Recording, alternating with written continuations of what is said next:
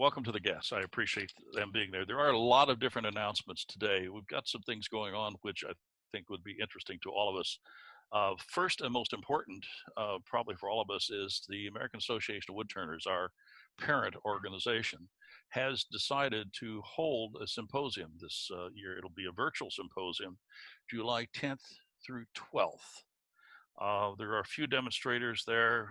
We know that Cindy's going to be there, Trent Brush, Rudy Lopez, Glenn Lucas, Mike Mahoney, and Craig Timmerman. Most of them have been in our club, so you'll know their work and the kind of things they're doing. And those that haven't been in our club for a while, I think Rick will talk about a little bit later, will be in our club, so we'll have a chance. It's a really inexpensive opportunity to see some of the best turners in the country for about 20 bucks. What a deal. So log on to the AEW website, find out how you can enroll for that. It's going to be a great opportunity to have a chance to do that.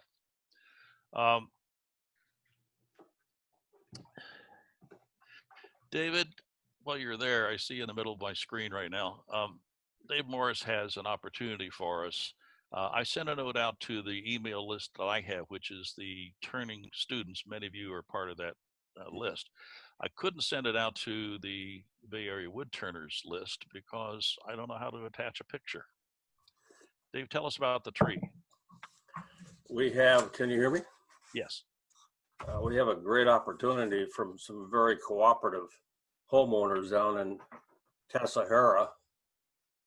They have a stand of ironbark, eucalyptus, and walnut that they have to thin out to make way for something else. And he's offered all that wood to us. And I can't tell you how many trees are involved because I think they're still trying to figure that out. But I do need help to get that to a staging area for the members to have their pick. I don't want to have a lot of members going down there at the time they're harvesting, but I would like to get it back to a central area, and I'm going to offer my driveway as that point. But I do need several folks with trucks to get it from this location, which is just south of Blackhawk, to my place in Walnut Creek. So if you have a truck, give me a call. Unfortunately, the email, as I got it, has my phone number underneath the picture and hard to see, but it's 925-360-5077. So give me a call. That's it. Okay. David, I've sent the note out. I think you'll probably receive a copy of it through one list. Can you repost that to Bay Area Woodturners? Do you know how to get those notes out? Okay. I appreciate that. There'd be a chance to get the message out a little bit wider than what I could. Okay, I'll send it to you. Dave Bentley. Yes. Can you take this note from Dave Morris? Get it out to the Bay Area Woodturners organization. Absolutely. David, just send it to me. Send the picture. I'll get it all out for you right away. Okay. Mr. Bentley is able to manipulate the software that we have in our site, which is a little complex for me anyway. I got a note from Peter Nakatani the other day that there is going to be an interesting Facebook demonstration tomorrow morning at 9 o'clock. Mike Mahoney and Todd Raines are going to be doing a online, I think Todd Raines is actually hosting it. He's going to be bringing Mike Mahoney in, and they're going to be doing probably an online turning. If you're into Facebook and you know how to find Todd Raines, R-A-I-N-E-S, you will be able to follow him and pick up on him and Mike Mahoney tomorrow morning. Thanks for that lead. I didn't know about that. I don't follow very much on Facebook. I have also finished posting wood turning classes. We're back in business again, so to speak. Wood turning classes now are, of course, virtual. They are online, and I have 3 posted for the summer semester. And if you're interested, you can always find the list on the front page of our web page. But we are doing a lathe sharpening, tool sharpening class, a shape and form class, which was pretty popular a couple of semesters ago when I finally did it, and an introduction to segmented turning.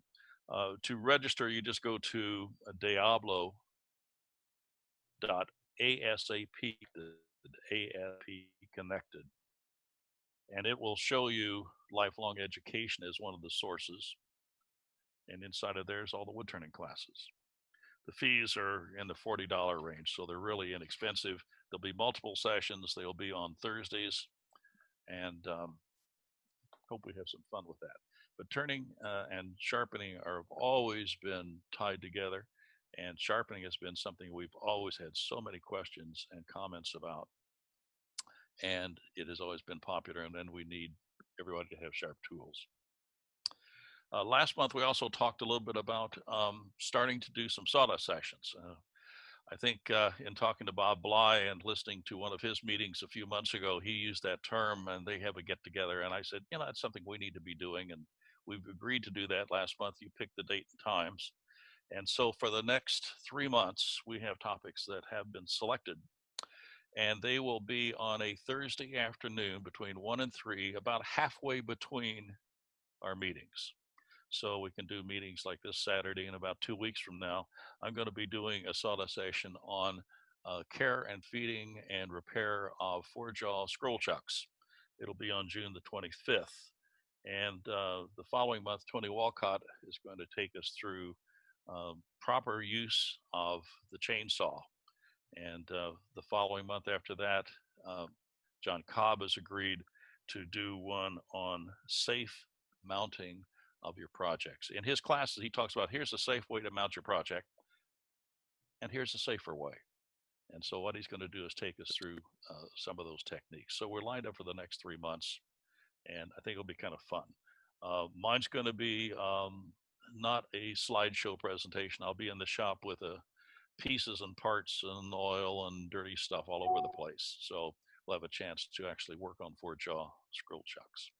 I'll get a note out about that to remind you as the date gets a little bit closer. Anything else we should share with everybody before we get into show and tell? Going once, twice. Okay, Rick has managed to bring all your photographs together.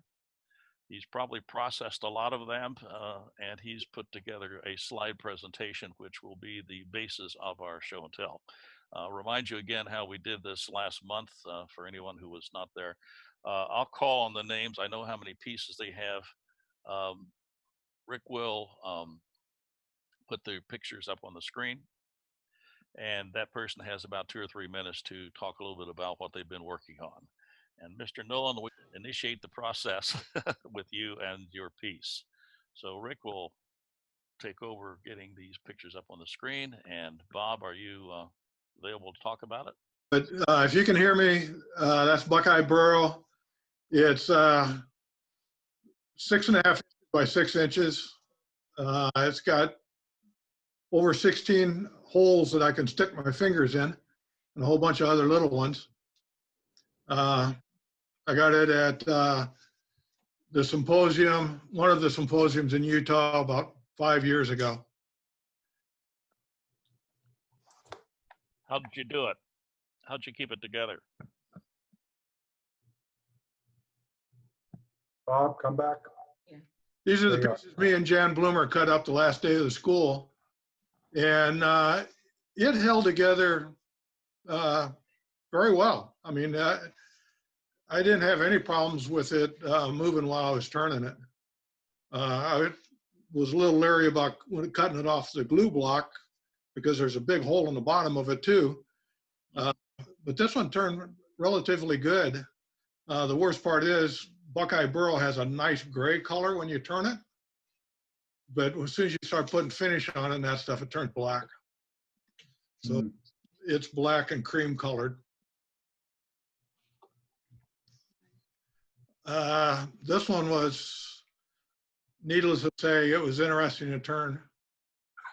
I got it at Utah, It was given to me by one of the vendors. It had another finger coming up on the one side of it right there until I got too far down in it, and it had a bark inclusion all the way through, and it finally let go. But one of the other fingers, the one closest to us right now, it started moving in after even sitting there for 5 years. It started moving in towards the center. So it's the one on the left here. It's a lot thinner than the other ones.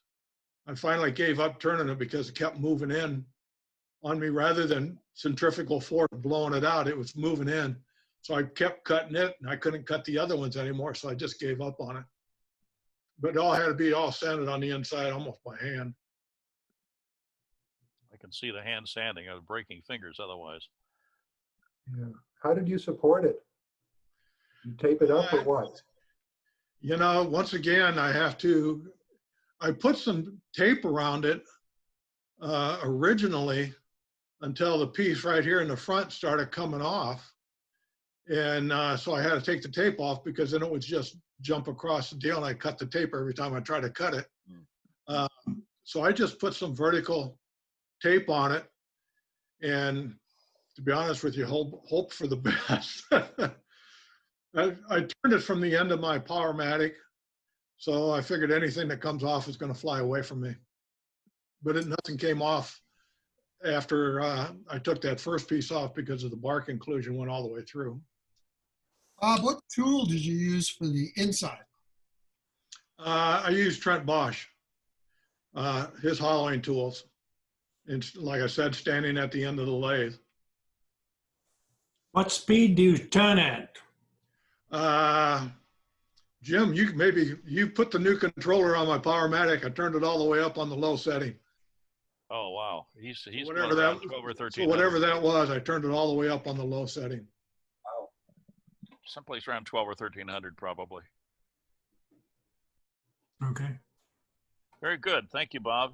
I did not tell Dave Fleisig that he was going to be coming next, but he is. And Peter Nakatani will get right behind Dave. So, Mr. Fleisig.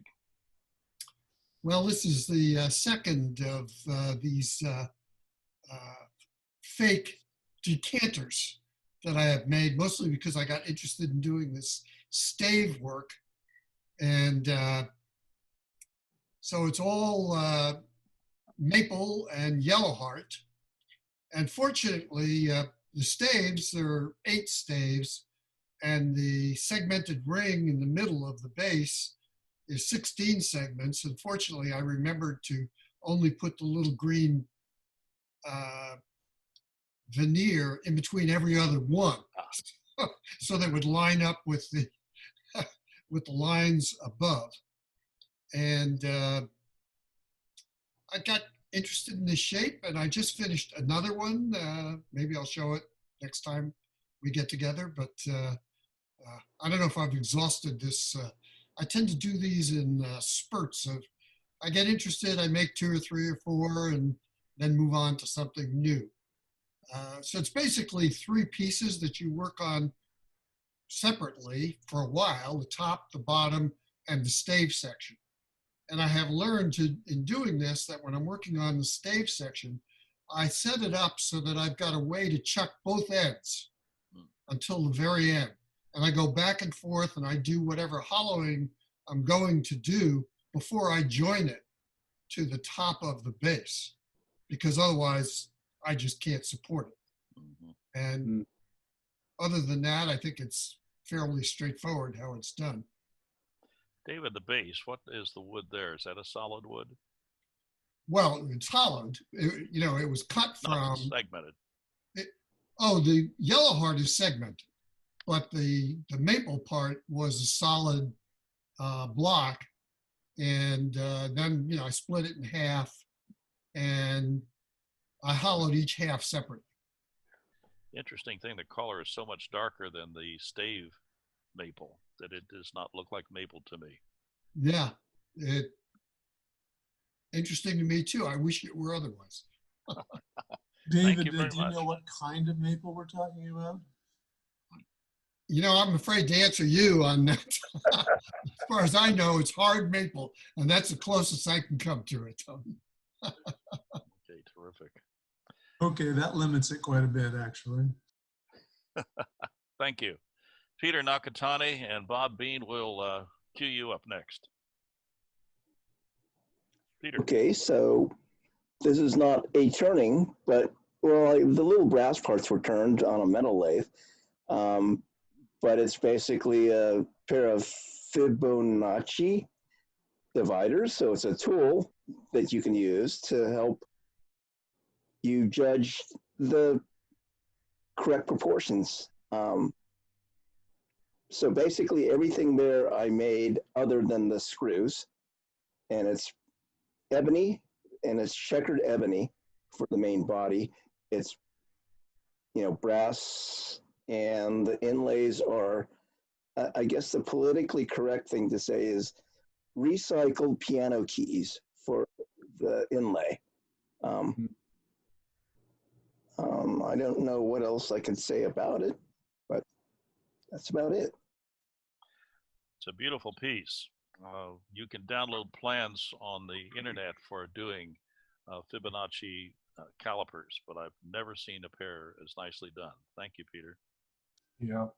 Let me just say one thing I learned when I get the photos. They sometimes need touching up, exposure correction or color correction or things like that because they get lost in transit. But I found out one thing I didn't know about Photoshop. It will not let you do anything with any image that contains a banknote in it. So this is great for scale. Luckily, Peter had taken excellent pictures, but I wouldn't have been able to do anything with this because of that cute little $20 bill in it. Photoshop is much smarter than I thought. What did the kanji say? Very, very interesting. I've never thought about that or tried it anyway. Thank you. I don't know. So I don't know if I said it with the button push down, but that's my name, so that's all that is. Okay. How did you do the texture? Say again. How texture made on the ebony? So I'm really lazy, so that's all done on a CNC. I have done, things with checkering files, and typically you use like a checkering file to do that, but it's a whole lot easier to do it. Let the machine cut it. Well done. Thank you. Bob, and after you, Mark Nyes. Hi, I'm Bob, and this type of pen came about from my wanting to do a one-piece pen from a slimline, or in the Penn State, it's a comfort grip pen because it has a thicker body you can use with it because the clip's thicker than a slimline. And I did try to make a one-piece pen, and I kept getting the inside to bind. I couldn't get it to work right. It was really, so this is kind of a variation that turns that pen into almost a one-piece looking pen.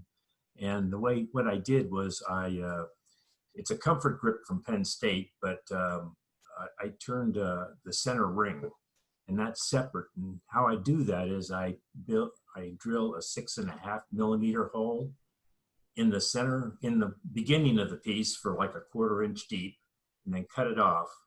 And then I continue with the pen making the other pieces with the 7 millimeter, put the bushings in and put the tubes in there, and then put it on the lathe and turn it.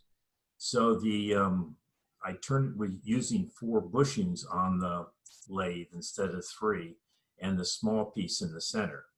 And then basically what I do is I turn that center ring as a bead and then match it to the other part. So I kind of like the way it came out. It just gives really a different feel for the pen. There's so many variations you can do. You can use a black piece.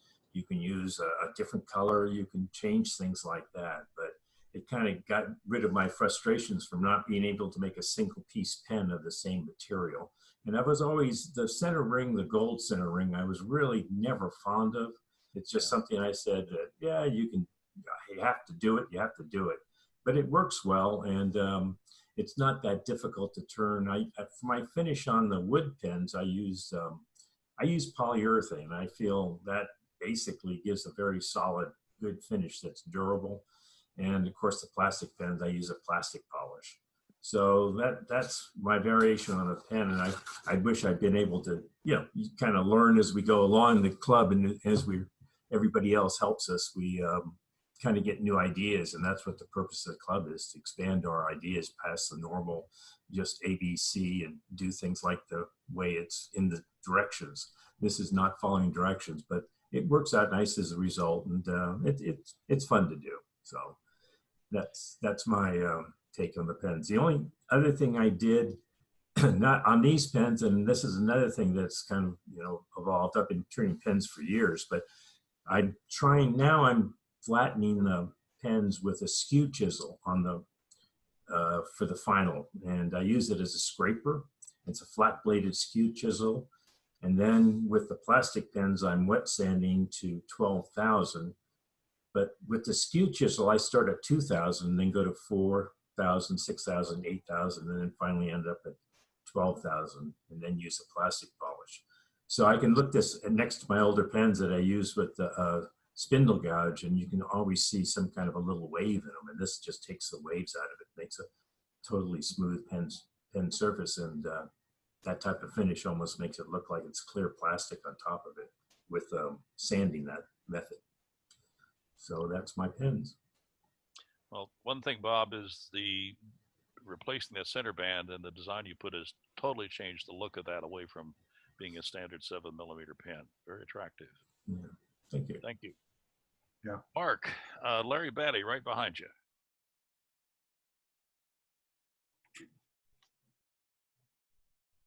Okay, these are something that's a little bit different. These are some landscape sculptures I made when we remodeled our front yard. And so there are 5 of them. And again, like the piece I showed last week, they're made in 2 sections because my lathe will only do 30 inches.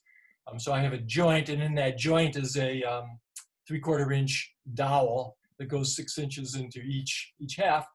And let's see, what else can I say? I wanted some sort of variety. Even the piece that's the second from the left there, I turned some 1 1/4 inch dowels to hold those 2. Even though it's not a round piece, it was still had some turning involved with it. And of course, these are painted because I've learned that wood being outside takes a lot of use from the sun and the rain and stuff. So anyway, these are all painted. Beautiful. Yeah, I don't know what else to say. I guess the next picture. So the next piece is another outdoor sculpture. It's about 6 feet tall. For this one, I didn't think I could join 2 pieces together and get smooth curves. This is called Woman with a Hat. And so anyway, I actually extended my lathe so I can do about a 5-foot piece. And I had to make a floor tool rest to make this happen. Anyway, the head is a separate piece. Again, it's painted. Yeah, and I glued these together with either West Systems epoxy or else the Tight Bond 3, and both seem to work equally well. So that color in the corner of your patio looks beautiful. Oh, thanks. Thank you. Larry Batty's all primed to go, I can see. So right behind you, Charlie Saul, get ready. Hi, gang. Hope you're all doing well. Can you hear me? Yes. Yep. Okay. This is from a piece of, or a log that Claudia gave me. So Claudia, if you remember what the type of wood was, I'd love to know that, but I appreciate it. I turned this, hollowed it, and did some embellishing on it. And then the piece of wood was kind of a triangular shape. So the 2 cutoffs, I made the following 2, and the shape of the cutoffs kind of dictated the shapes, or to some degree, of the vessel. So if I can have the next slide, please. So the one in the middle was kind of a long, slender piece, as you can tell, and then there was a little tiny piece. Instead of throwing it away, I decided to make those. So not much else to say about it, unless Claudia, unless you know what type of wood that was. Larry, how did you handle the coloring? What did you do to create the colors? Well, I used acrylic and painted them, and then I didn't like the way they looked, so I dyed them. And then the one on the left, I actually burned the texture into it, and then wire brushed it so it got some of that background color. And the other two, I used acrylics and a gilding wax. Is that what it's called? Gilding wax or gilding paste, to get some highlights on the texture. There's a lot of experimenting. They changed colors a lot. Larry, So, yes. it's Claudia. I had a lot of sycamore, but that's the only thing I remember, but you'd have to tell me if it was sycamore when you started. I don't know. I could have given you something else, but that's what I'm thinking. So. Well, whatever it was, I appreciate it. It was a nice piece of wood, so thank you. You did a beautiful job with whatever it was, Larry. Oh, thank you. Well done. Absolutely. Thanks. Beautiful, Larry. Approximately what sizes are they? The one on the left is about 6.5 tall, 4 wide. The one in the middle, I think, was about 7.5, maybe, about 2 inches wide. And the little guy, I think, was 2 by 4. Beautiful. Larry, Yes. I think the first one is exquisite and should be in a museum. Oh God, you're too kind. Thank you. That's very well. That's flattering. Thank you. But they are very, very well done. And there's a lot of work in that, I can tell that for sure. It was a lot of work, lots of changing. So. Well, sometimes that works out to even better than what you originally had planned. I appreciate that. Well done. Charlie Saul, are you around the corner? I am. Vern Stovall's sitting right behind you there. I can see him. Go ahead, Charlie. Well, thank you guys, and good morning to everyone. It's wonderful to be here. So this is a really rather large piece. This is, it can't really quite tell by the photo, but this is 12 inches wide by 12 inches tall by 17 inches wide. Wow. And it weighs about 7.5 pounds. And this is a single piece of walnut that I hollowed, and then I did kind of my style of fretwork, carving, and the carving and the dyeing. The inspiration for this piece came because I was interested in trying to do something architectural, and it got me to thinking about the windows on the Statue of Liberty. And so you'll see that the windows are kind of prominent in the crown. And I thought that it would be appropriate to do a kind of a piece that was kind of patriotic, kind of felt that way through COVID-19. This photo shows a drink can, a soda can, to give you a little idea of the scale. And so it was quite a bit of hollowing, and it was a lot of fun to do. It includes quite a bit of pyrography that you can't quite see in these photos, and the various dyes. This actually is my hollowing setup that I figured I would go ahead and show you actually. And this is all homemade. I made the hollowing rig along with the steady rest, all told for less than $100.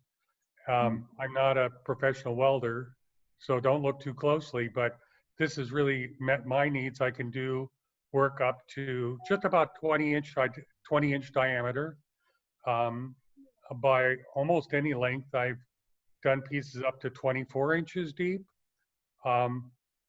and it's worked out very, very well. There are no bearings in the hollowing arm, but I oil it a little bit and it works great. So, and along with the $5 laser, you can see the little red laser dot on the piece there. You can see that this is a 4-wheel steady rest and with an offset, so I can run my laser through, and it's just a real joy to use. I'm glad you put the picture in of the hollowing rig. We haven't talked about stabilized hollowing, but it's good to see the picture of how you did that. So I also wanted to point out, you see the blue tape. So when you're running a piece through, it's, at the point where the wheels are, you want to be really smooth. And so that would be like sort of the finished surface there. And so when you're running wheels on a surface, hundreds of thousands of turns, you're going to get either some kind of a slight burn mark or slight indentation.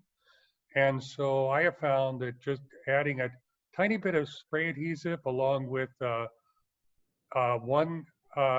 one length of blue tape, and works perfectly. And then I go ahead and pull the blue tape off, and it's just absolutely perfect. So worked out real well to run the wheels on blue tape. Charlie, what are you using for wheels? How soft are they? So those are not, I know there was some comment about the hardness of some of the wheels. These are inline skates that I got off of Craigslist for $5 for the 2 pairs. So I have enough for, replacement wheels. And it's never been a problem. I would say that if the wheels are too hard, that might not be great, but these seem to be, these are just your polyurethane wheels, and they have, after many projects, there's very little wear. Yeah, so I haven't had any problem regarding the softness or hardness of those wheels. Interesting. Yeah. Well done. I love to see the pictures of the setup. That's very helpful. Well, thank you. You can see my kind of homemade remote control turn switch, because the Nova lathe has just a little tiny matchbook size remote. So I turned that into a very large remote, just mechanically, but it's great to be able to stay on this side of the piece at all times. Exactly. Charlie, this is Larry. That your stuff continues to amaze. It's incredible. Beautiful stuff. Thank you very much. Thank you, Charlie. Yes. Vern Stovall, you're up. And Ken Plant right behind, I think. Okay, this is the piece of English walnut. I hollowed it, from a log. I cut it out of a log. So it was much easier to hollow the inside while it was still wet. Because I found out when I tried to do a little bit more after it dried, it was really hard to do the inside. So I was going to turn it into a teapot, because I like to do teapots, but my wife convinced me to leave it as is. And so it's like 10.5 inches tall. Usually I don't have a lot of deep hollowing tools. I use the tool that, John Cobb made that you have at the school. Yes, and that seemed to be enough. The way the picture's taken almost looks like it's floating. Oh, you have more. Good. Beautiful. Thank you. Go ahead. Yeah, this is a piece of olive that I picked up with somebody who was giving away their wood. I was planning to do like Bob did and hollow it out. But when I start hollowing it, it's very hard, and because it was already dry. And so I just gave up on trying to hollow it. So I ended up just drilling a 3.5-inch hole down the middle of it. So, and that way it shows lots of the holes.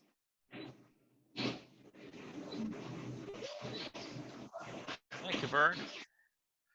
Ken, you're next, and Bob, you're right after him.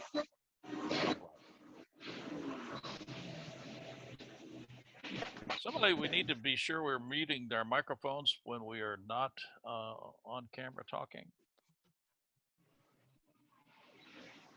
Ken. Okay, can you hear me? Yes. All right, terrific. So this was actually a piece of raffle wood I got from the club about 3 years ago or so. All it said on it was pepper tree. I don't know any further than that.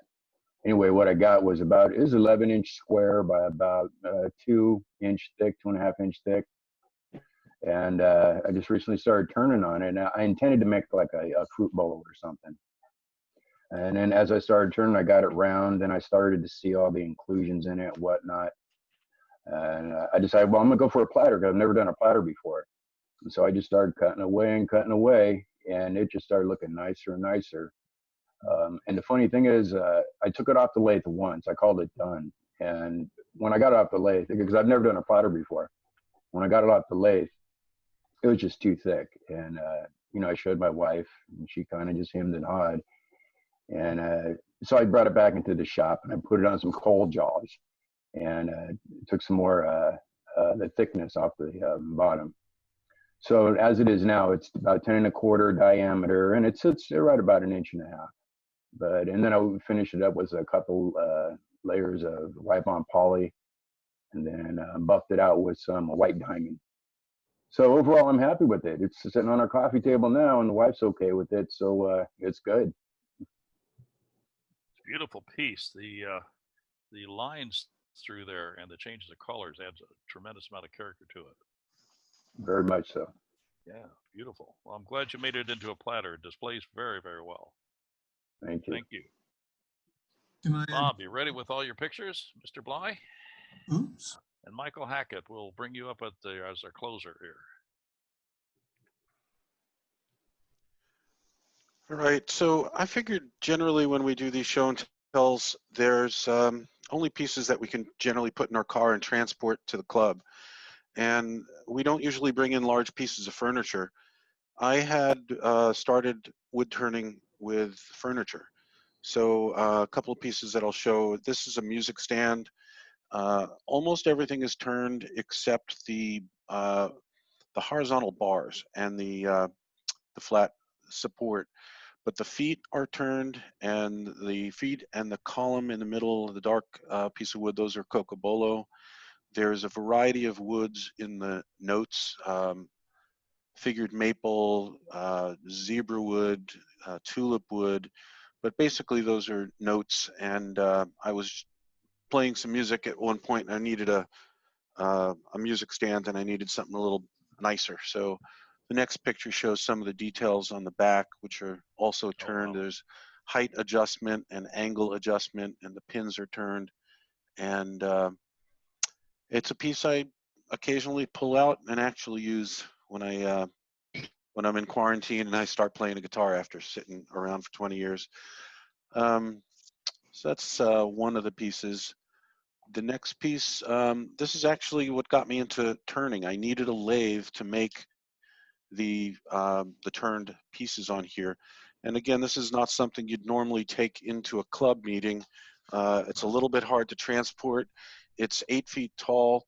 When I first built it, it didn't fit in the room because the carpet and the carpet padding took up the extra inch or so, or a half inch of space, and the top finial had to be removed to display it in my my house. I hadn't calculated the carpet thickness, but the 3 finials on the top, it's hard to see, but they're twisted flames on top with some carving on it, and then there's 4 columns on the top case, and there's 2 in the front, 2 in the back, and then the long part of the case has two partial columns.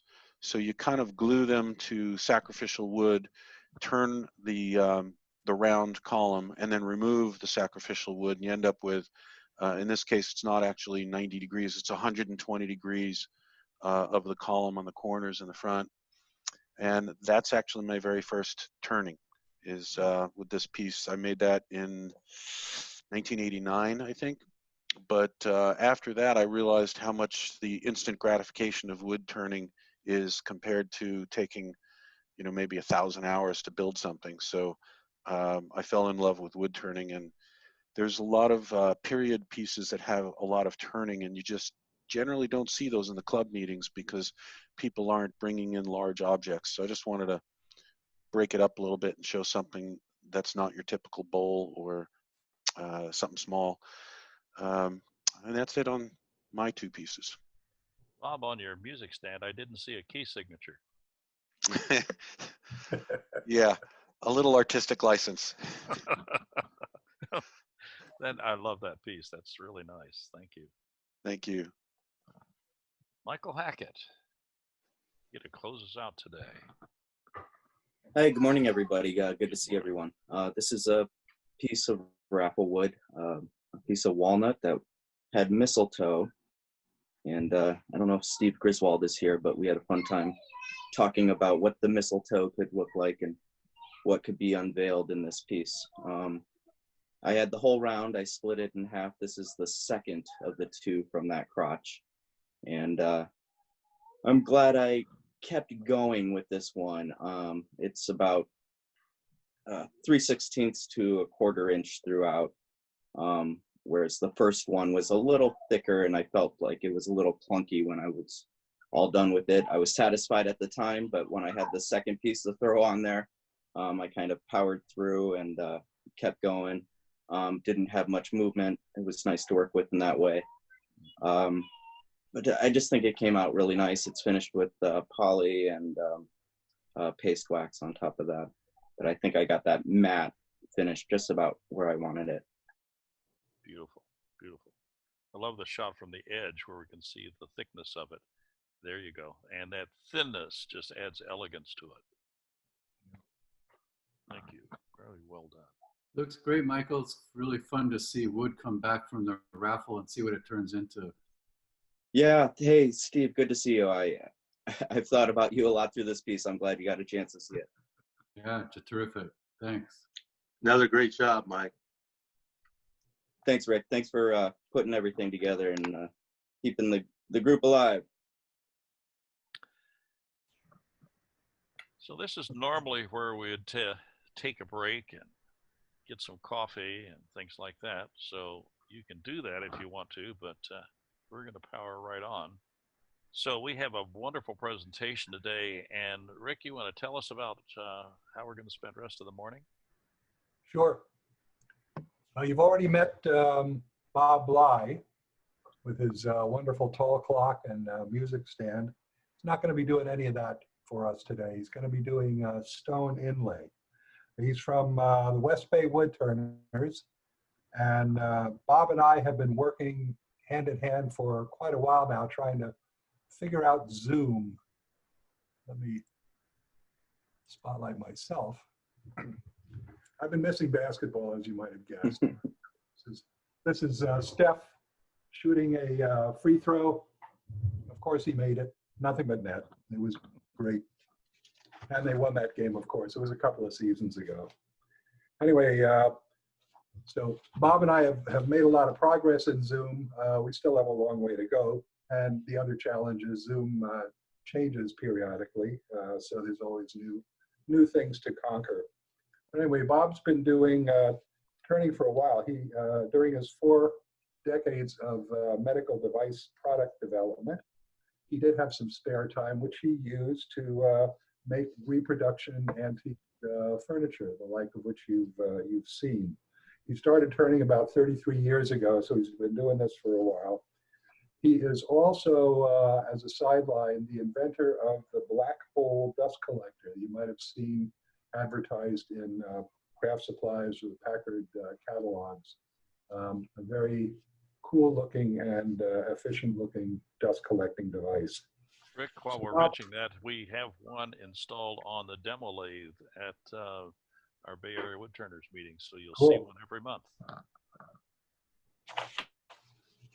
So we'll see that when we get back together, whenever the heck that's going to be. Anyway, today Bob's going to be demonstrating stone inlay. Some of you may already have done this. There's lots of ways of doing it. Bob's going to be doing the most primitive way, starting with real stone. He'll get our rocks off with grinding up some stone turquoise, and then inlaying it on a nice piece of wood. He'll show us how to prepare the wood, how to prepare the stone, how to put it all together, and how to finish it finally. It's a great demo. He did it for 2 clubs in the South Bay area a couple of weeks ago. That went very well. I'm hoping this one goes as smoothly. We'll see. We did a dry run yesterday, and I think we got all the bugs out. And I will give it over to Bob. Bob. Hey there. Am I unmuted? Can you all hear me? Yes. I can hear you. Great. All right, just to embellish a little bit on what Rick said, I'm going to start out with a PowerPoint presentation, and we can go through in great detail, but then I'm going to take you to an actual live demonstration and do a fairly simple project, which would be stone on a rim on a cut bowl, as opposed to like Stephen Hatcher style with lots of pictures and images and very complex carving, and but that'll be in the PowerPoint demonstration. But since I think we all get a benefit from a little bit of a shop tour, everyone's shop is a little unique, and there's always some gem here or there that we all take for granted until we have somebody go, "Oh my God, that's so great." So I'll just do a few minutes of walking through the shop before we turn on the cameras, and then last, this is all being done by 3 iPhones and an iPad. Basically, I've zoomed in as 3 or 4 participants.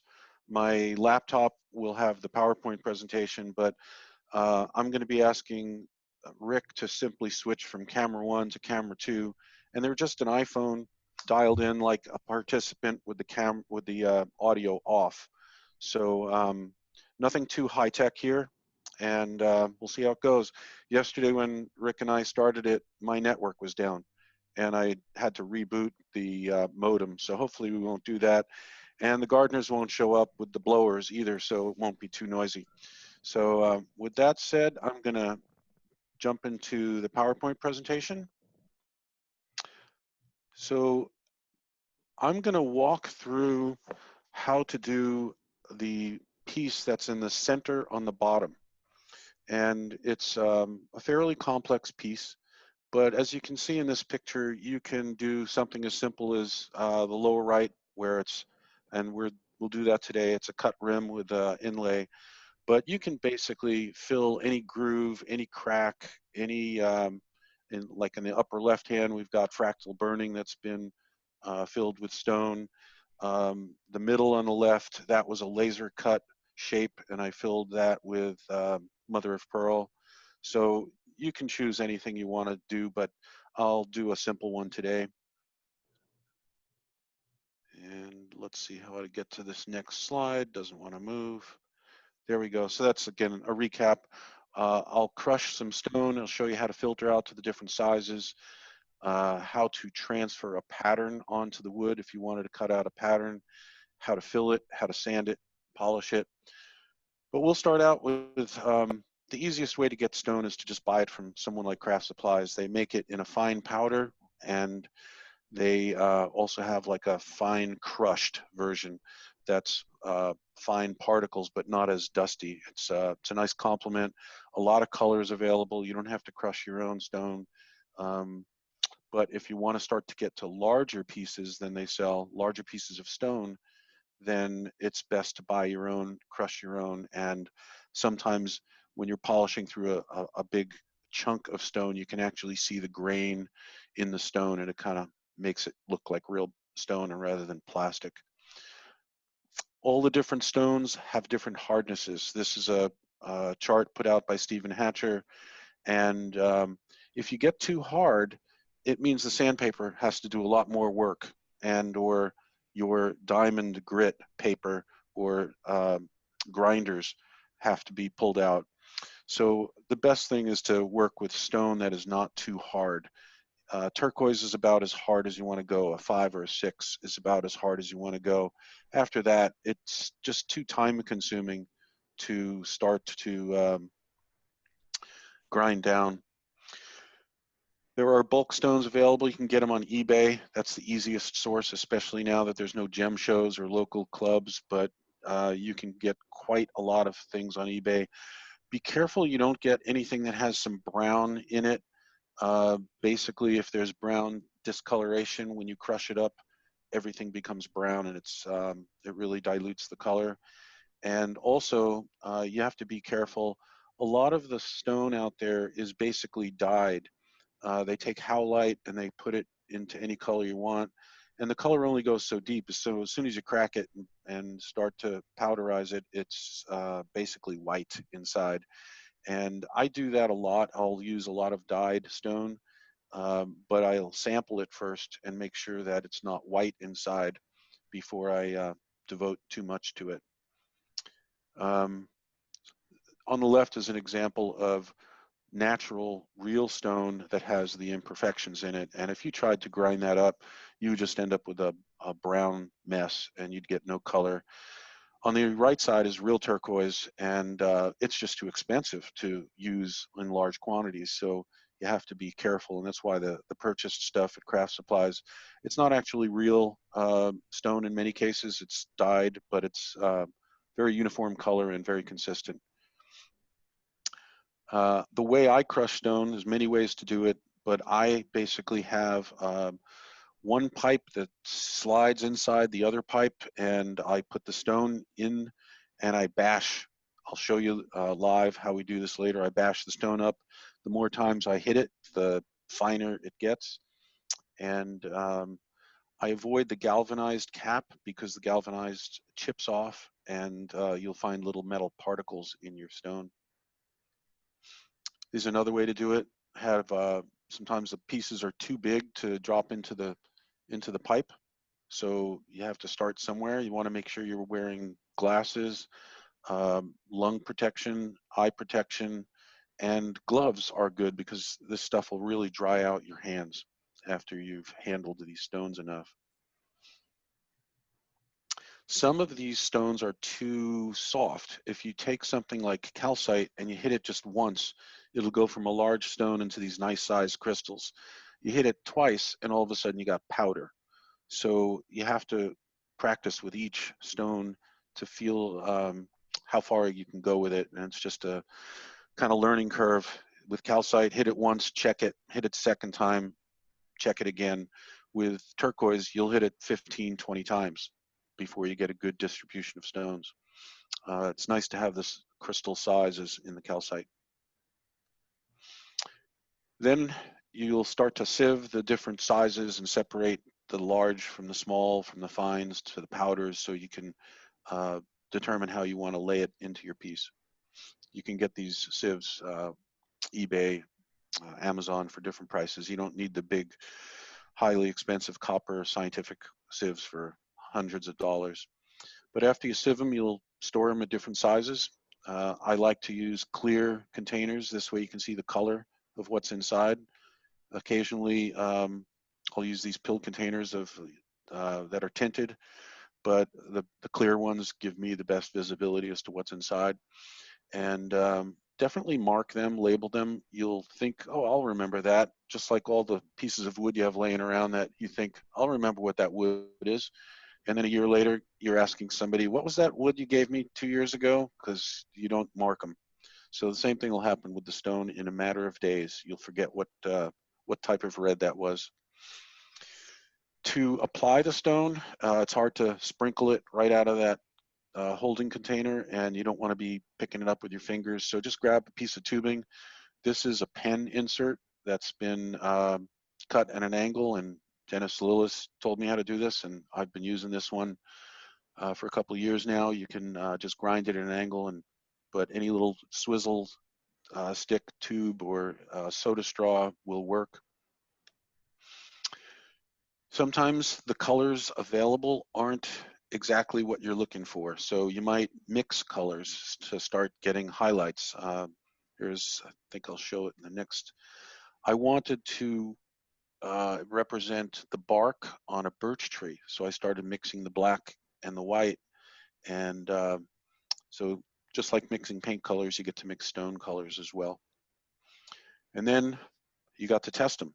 You may not hit it just from what you see dry is not necessarily what you see after you add the CA to hold it together. So just like paint, when it's wet and it's dry, it looks very different. So you want to test them, and what I've done here is drilled like 3/8 inch diameter holes with a Forstner bit, and I just came down not even 1/8 of an inch to save on stone, and check your different colors, and again, label them, because you're going to come back the next day and not remember what the mixtures were. You can, the process that we're talking about here works for wood as well.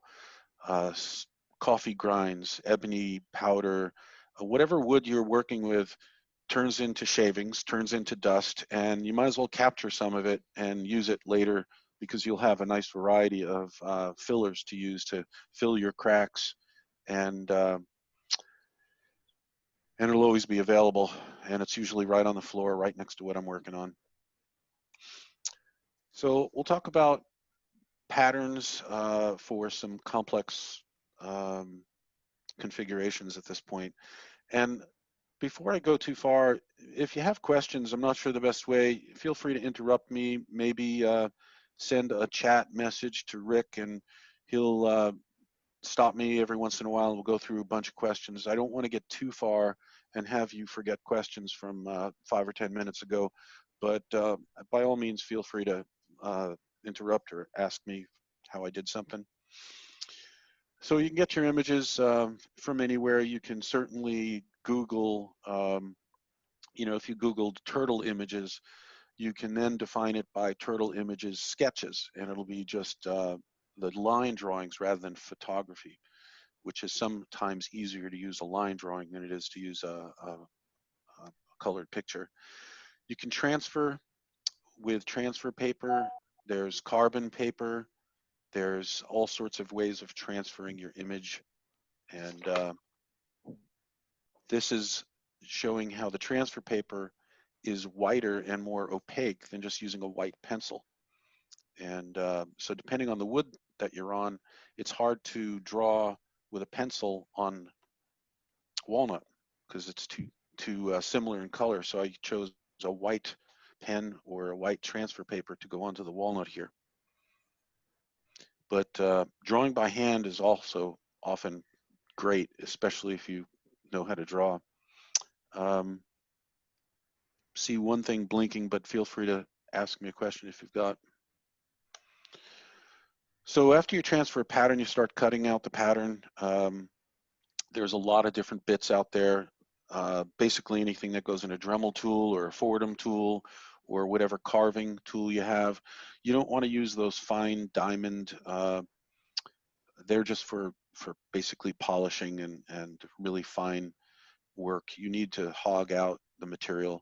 You don't need an undercut, like on the extreme left-hand side, you'll see a bit of an undercut. That's not necessary. Going straight down is best or is fine. The part and all the glue will keep everything in there. A lot of different carving tools out there. I basically use a Dremel. I've got a Fordham tool. I don't like it for some reason. I don't like the cable hanging off, but it's totally fine. There's a lot of different carving tools out there. And then to set the depth, the Dremels come with, like, I think they call it a router base. And this way, when you set it down on something like a flat surface, you'll get the same depth every time. And then you could just follow the lines on your image. And then on the right is a StuMac base, and that's also for attaching a cutter. The Dremel will fit in there, and it's hard to see, but on the left side of that, sticking out the back, is a air port, and you can hook up an air line to it and blow the chips out as you're carving away, and it gives you a lot better visibility. Again, use a dust mask, use a fan, keep that stuff away from your lungs. And the more you blow it out, the easier you'll see the lines. Some rules of depth of cut: you only need about 3/16 of an inch for translucent materials, but you don't need to go very thick for opaque materials. You don't need to go deep for opaque materials because you're not going to see through it. The shape of the recess doesn't have to be undercut, and gravity is a challenge on curved surfaces because you're going to put your stone in there and they're going to roll downhill.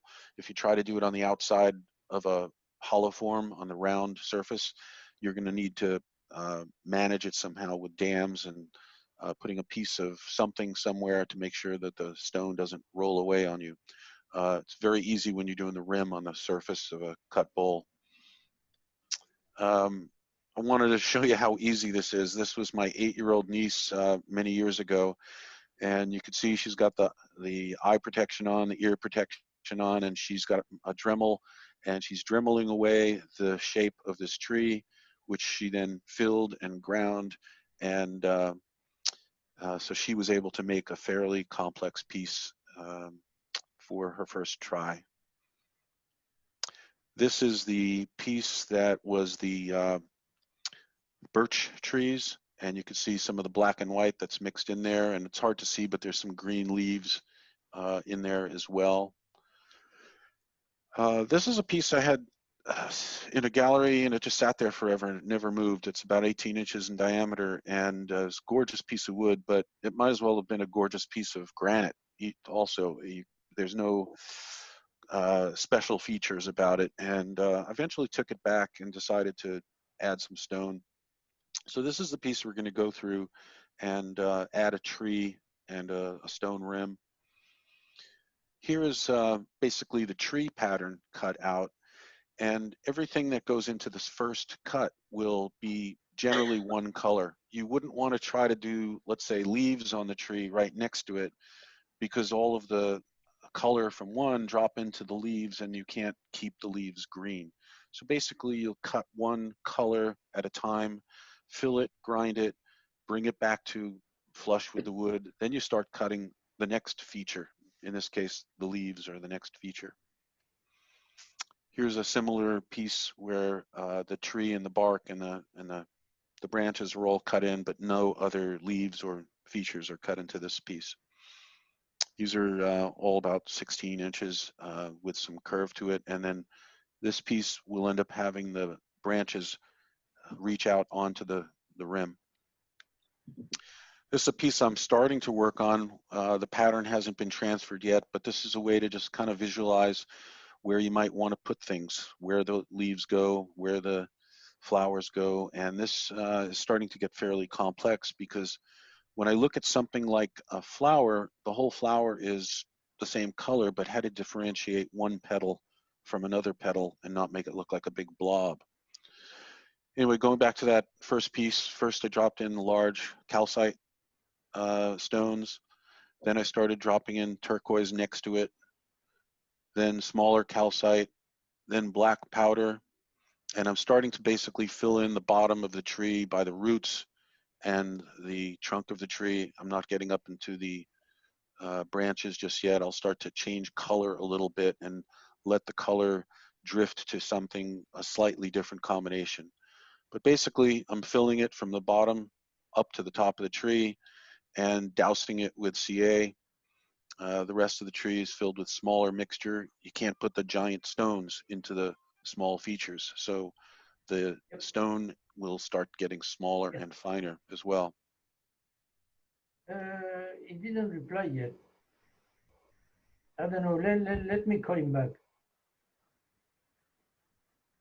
Oh, that's not a question? Okay. Any questions? Okay, I'll keep going. Yeah. So, Bob? Yeah. This is Joel. What are you using thin or ultra thin CA for this, or do you have a variation that you use? Good question. First thing I generally use and recommend is the thinnest CA that you can get. Some of the powders are actually so fine that you can't even wet it. Even and some of the fine powdered metals out there, you hit it with the thinnest CA and the CA just drips off of it, rolls off of it like water on a waxed car. It doesn't even wet it. So the thinner the better, the more likely you will wet the powder. The rough and coarse stones don't have that challenge, but you generally want to go with the thin or super thin CA. And then you want to pour it on so much that it stops seeping down into the matrix and starts to look like it's wet on the surface. When it's wet, then you're done. Okay, and then do you treat the bottom of the cutout, your shape with CA first without any stones, or do you just put stones in and then CA, sort of like? The latter. I don't pour any CA in first. I just, I don't want to deal with the fumes either. So basically, I pour in all the powders, all the stones, get everything ready, and then I do a super dousing. In this case, especially in the middle of the trunk, you can use a large open, the top of the CA, when you cut it open, is pouring onto that. And you're going to have a lot of CA, so you're going to have a lot of fumes. So you want to make sure that you've got good ventilation. I'll generally turn on the fan after I start pouring. Otherwise, the fan could blow the powder away. So you don't want to blow away all your fine powder. So as soon as I start using the CA, and as soon as I've got the first dousing done, I'll turn on the CA and I'll leave the room. I'll leave this outside, or not make sure I'm not in the shop with all that CA fumes. I do not use accelerator. The accelerator tends to bubble and whiten the CA. Bob, this is Jim Rogers. There are a few questions that have been posted. One question was about how do you control the constant depth of your routing on a curved surface? That's a good question. And if anybody ever figures that out, let me know. I go a little, when that router base starts to go up around a curve on the inside of a bowl, then the cutter starts to move away, and I'll start to just kind of go by eye and then manually make it a little deeper till I feel like I'm actually carving, because at some point the cutter is up in the air and it's not doing anything. There are many times when you're just going to have to abort that router base and go by hand, or start adjusting the depth to go deeper. But that's a good question, and I generally try to avoid the pattern on the curve. I'll do the bottom of a platter, I'll do the top of a rim, but that curve section in a bowl is a bitch, and it's a bitch to sand as well. So I try to limit the amount of work I do on a curve just because of that, not only carving, but filling with stone and then sanding. Every aspect of a curve is a little bit more work. But good observation. Another question? There is one other question. Someone has asked about, is there a list or table of the various colors of stones and sources? Have you developed a source list? No, I don't. I'd start at Craft Supplies. They have, I think, 11 colors. And I think it usually, for me, what happens is I am working on a project and I decide I have to chase a particular color. So if I can't find it, then I start searching all over.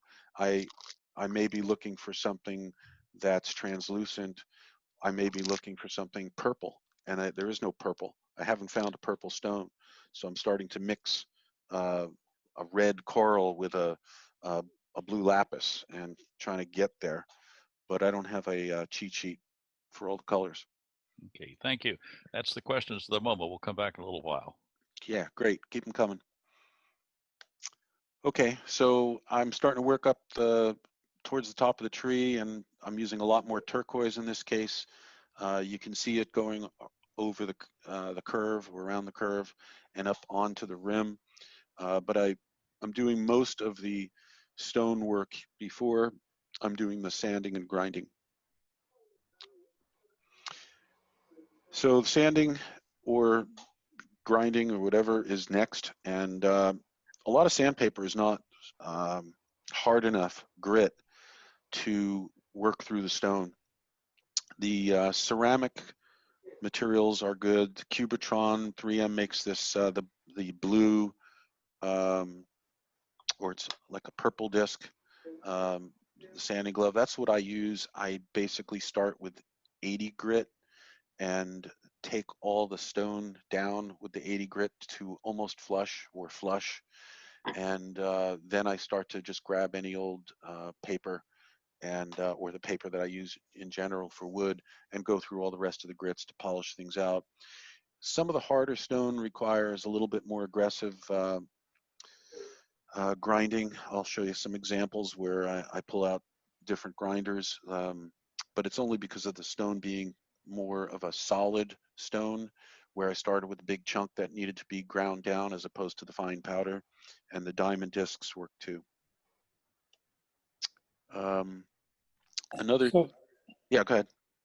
yeah, I was just wondering, you have it on your tip, is a lot of times the difference in density from the stone to the wood could screw things up. You know, if you're trying to sand out, you know, you're not really sanding so much on the stone part, but the wood starts to go away much quicker because it's softer. How are you dealing with that? So two ways. First, as you see in the top tip here, is you don't want to use soft woods. You want to avoid, you know, redwood and pine, and sometimes it works, but you have to be really careful that you're only touching the stone with your sandpaper. So especially when you're trying to get it to level and you're using an 80 grit or a really 60 grit, something really coarse, you only want to touch the stone. You have to use backing pads that are rigid and not flexible. Otherwise it will flex over the stone and hit your wood. So when you're grinding and when you're reducing the height of the stone, you don't want to use a flexible pad, and you don't want to touch the wood. But generally, staying with things like hard maple and the harder woods reduces the chance of you lowering the level of the wood before you're lowering the level of the stone. So I've also covered section 2, the second item there. After you grind this down and flush, you're going to see there's voids. You can start to use thicker CA to fill some voids, but you have to be careful. If you sand too much on the thicker CA, it heats up and gets torn out. So the CA and heat don't always work well. The CA comes with these fine dispenser tips. You'll see later, I'll show you those, and I use those all the time for getting more accurate and applying less CA where needed. Also, if you're doing a lot of squeezing of the CA bottle, pretty soon you've squeezed out everything that you can't crush the bottle any further. Just turn the bottle back upright, let some air back in, and start from a full bottle again. It'll be easier to squeeze out. So every few seconds I'm turning the bottle back up. That's when I'm doing a lot of dispensing. If you just putting a few drops on, no problem. But if you're putting a lot on, pretty soon you can't squeeze those rigid bottles. You have to let some air back in and squeeze again. Okay, moving on. So in between each grinding process, I generally will apply shellac so that the CA, when it gets onto the wood, doesn't stain the wood.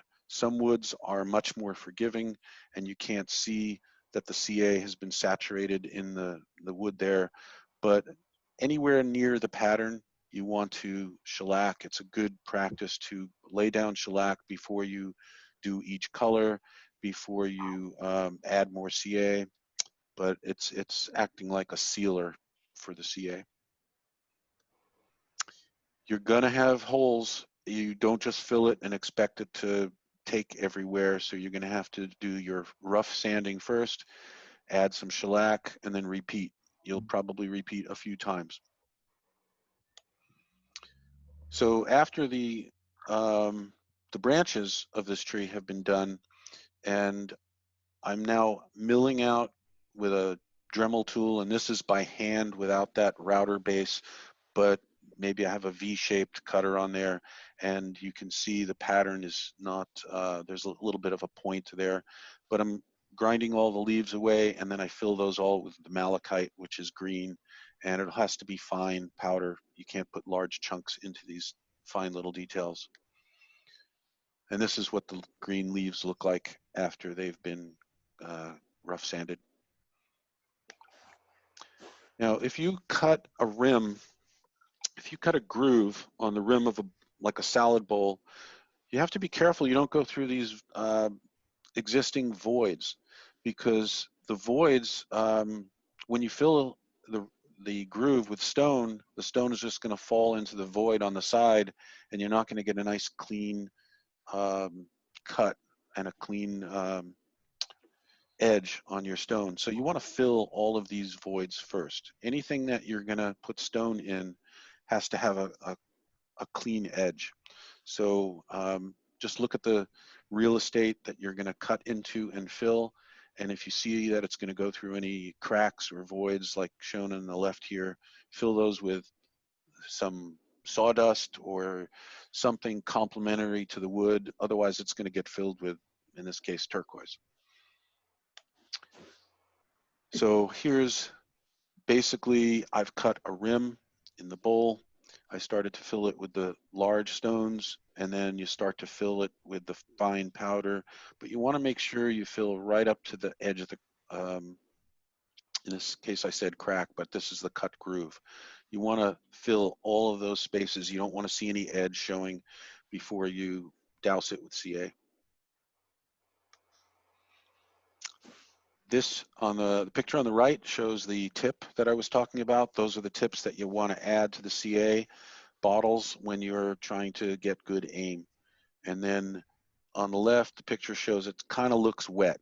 At that point, you've got enough CA in there, but you're definitely covering the edges. You can't see those cut edges anymore, because now you know it's filled right up to the edge with stone, and you're going to grind and sand back to that edge. There are many other ways of doing this, but generally what I'm showing here is on the right, you've got the large stones, then the medium stones, and then fill it with epoxy or CA glue, and then you level it. You can try to mix your powders and your adhesive first, like in an epoxy, and then pour it, but I have problems doing that and making sure that the ratio is right, and I don't end up with just a blue epoxy and that I actually see stones. But there's certainly other ways of doing this. If you pre-mix it with CA, you're going to have to work really quick. Here's a case where I've got the stone is pretty high, and the stone that I had used at the time is hard and in large chunks, so I pulled out the Dremel with a diamond wheel from Harbor Freight. And again, you can see I'm only touching the wood here. I'm trying to stay away from the stone. That's a very tedious process. When you're doing this, you want good ventilation. You want a dust mask. You certainly don't want to be grinding this with without a dust mask. Get the dust collection as close to where you're going to work as possible, and I'll show that later live. This is the black hole getting very close. The dust collection system is adjustable, so I can get to anywhere I want, but I've also got good light. I've got a fan. You can barely see the corner of the box fan showing on the right, but when I start using all the CA, I'm not trying to capture the dust, so I'm blowing it away outside the shop. Gloves are good too. This is after I've done the first round and it's ground, and it's flush, but I may need to do some subtle touch-up, so I'm putting the shellac on prior to a second round of filling. Sometimes magnification, depending on your age, glasses, magnification of all levels is helpful when you're doing the fine work and looking for, especially when you're looking for those voids. This is something new. I don't know that I've got a fix for this yet, but as an example here, the different colors on the same leaf or the same petal is very challenging. So I'm starting to work with defining the borders of a flower. And I started at first with trying to, the lower left picture shows veneer on edge. That's a piece of black veneer on its edge to separate the features. The veneer doesn't take enough of a curve or a bend, so I started working with construction paper. In the upper center on the leaf, those the veins of the leaf are green construction paper. And that is so tedious. I started trying to come up with another way, and I conceived of actually 3D printing the shape. And that's something I'm working on now. Let me see if I have a picture of that. Yeah, so here's a 3D picture, 3D printing of the pattern for the leaf. And my first test below on the right has the outer configuration. The 3D printed mold is still on the outside. And then the one on the left, I trimmed away the outer edge and just left the center. And it's just a process I'm still starting to develop, and now I've got them printed in green, and I haven't tried that yet, and I'm trying to print them thinner. But that might allow me to define the different petals on a leaf without trying to, you can't lay a line of stone in that's that thin and that refined. So this is something new that I'm working with.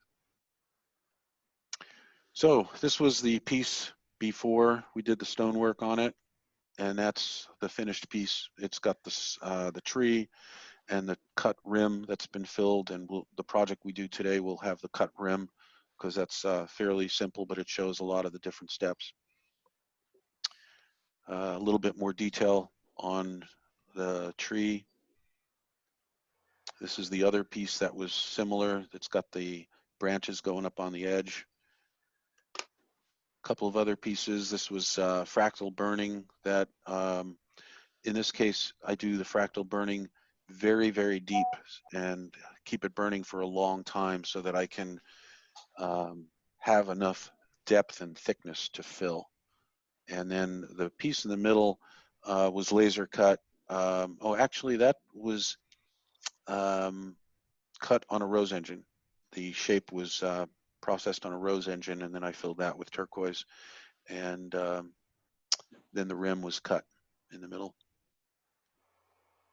This piece is 39 inches, and it's got fractal burning that has been cut, filled with malachite. It's got a spiral in the, there's a rim or a ring of mother of pearl, and inside that mother of pearl is the spiral is black veneer on its edge, and then there's some large malachite stones in there so you can actually see them a little clearer. It's a little better view of that. But whatever you want to fill with stone, it's totally open.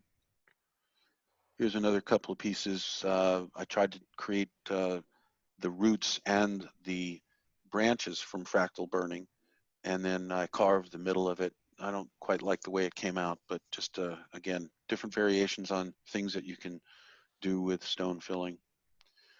Somebody has always asked, well, how long does that take? And I started to, on that one piece that we used for the demo is all the different steps, an hour for this, 15 minutes for that. And, you know, in the end, it's probably, I can't even see the bottom line on my screen because I've got the controls there, about 5 to 7 hours. One more question. Yeah. There's a question about what is fractal burning? Oh, what is fractal burning? Are we allowed to talk about that legally now? Well, this is not AAW shut us all but down. put the proviso in there about killing yourself. Yeah, okay. I actually did a fractal burning demo for BAWA, gosh, how many years ago was that? Maybe 4 or 5 years ago. And fractal burning is taking high voltage, high amperage electrodes and putting them on different locations on the wood that has been treated with an electrically conductive solution. So salt and water painted onto the surface of the wood becomes an electrically conductive surface. And while it's wet, you put the electrodes at different locations and they try to find the path of least resistance, and they start burning across and burning around the wood, and it creates what looks like lightning, or what you saw in those photos. It's completely random. You can't really control it. You can keep it located where it's wet, but I don't want to do a whole fractal burning presentation right now. It's a very dangerous process. If you touch it, it could kill you. You have to use a lot of safety precautions, and unfortunately there's a lot of YouTube demos that don't really teach it. And I tried to teach safety as much as I could when I did the demos. Then AAW said, you know what, we don't know enough about this. It's dangerous. People have died. Several people have died. One actually fell over, his shop caught on fire, and the place burned down. So there's lots of ways of doing this wrong. So AAW said we cannot sanction it. You won't see pictures or photos or how to in any of the AAW brochures, or they actually told all of the AAW chapters to stop teaching it. So there's a term called Lichtenberg, which you can also research on your web, which refers to the same technique. yes, and there's some cool videos online, but just be careful of the safety aspect of it. There's probably a dozen of us in the clubs that have a fractal burning system, and we use it to different degrees. Anyway, we'll move on from that. Hey, Bob. Yeah. The question I have is, why do you want to be shot with just 1.25 hours of carving leaves? There's a lot of other reasons to shoot yourself when you're sanding, but why carving is such a problem? Did I say it was a problem? Well, I think you said shoot me, meaning like, man, it took too long. Is that on here? I think it depends on how much instant gratification you like. If you like to make things quickly, then the project where you just cut a rim and fill it with stone is good. But if you're starting to sit there too long, like just bending over and carving, you might be able to do it in 15-minute intervals, but you can't bend over and carve for an hour and a half. So you got to get really comfortable. Your eyes can hurt. You know, it's a matter of tolerance. And as we age, our tolerance changes. And as you drink coffee, your tolerance changes. So when I started this stuff, I didn't have much tolerance to do too many hours of one thing. But yeah, oh, I see the shoot me now. Like I said, this thing was 5 years ago, and an hour and a quarter for me at the time was too much of one thing. But now I'm starting to take on projects that are, you know, many, many more hours of tedious work. So that's a very personal comment there. I do appreciate that. It seems like as one gets further into retirement, the word puttering no longer becomes a odd. It's one of the joys of taking that time. Absolutely, absolutely. And I apologize, but that was my instant gratification speaking at the time.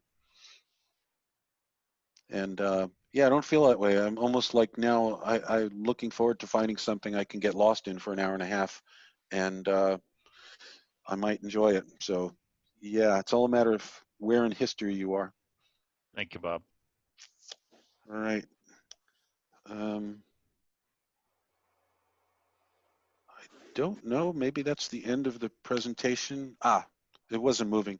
But it's not limited to open forms. Stephen Hatcher's piece shows a lot of artistic work on the outside of the vessel.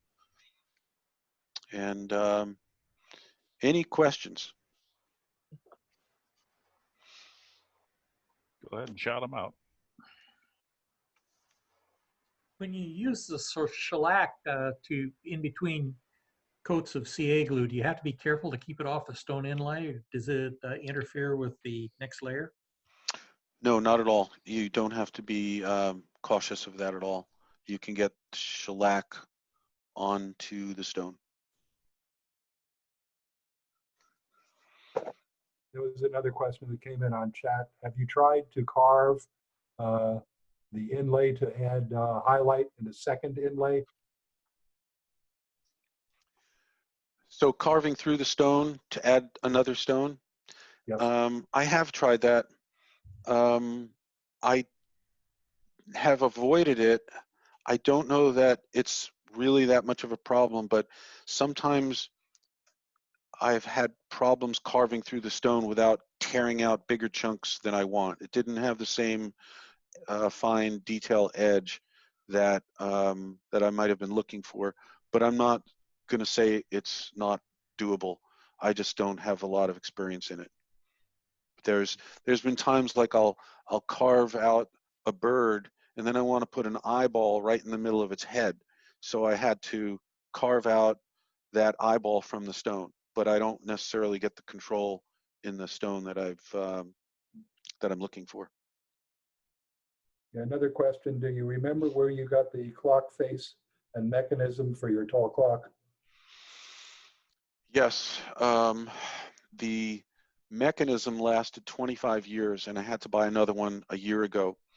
And it's amazing, they tell you to keep those oiled and it'll last a lot longer, but I never oiled mine or cleaned it, and it lasted 25 years. And then I had to go on and buy it again. So I apologize, I don't remember the source at the time. If somebody's interested, email me and I'll go find the receipt. The mechanism was unique because it had to have a pendulum swing less than the case size. That clock case was narrow. The clock face was custom painted.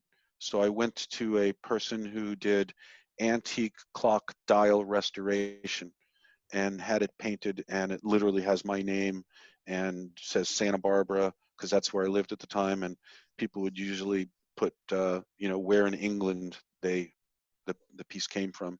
So I just said my name and Santa Barbara, but it was hand painted from somebody who's passed on. Hey Bob, that you suggested those diamond burrs may not be that very useful, but it seems like if you're going to put that eye in your stone inlay, that's where it'd be best used. Maybe. I think, you know, most of the time I was looking to hog out a large area, and those are very fine grit, so they tend to polish away or really slowly grind away, but I hadn't thought of using them on stone. So there may be definitely better ways of carving into stone. And if it was solid stone versus lots of particles of stone, it may act differently, because this is a composite of big stone, fine stone, and CA. And I think people who carve in solid stone certainly know how to do this, but the composite may make things a little more challenging. But limited experience there.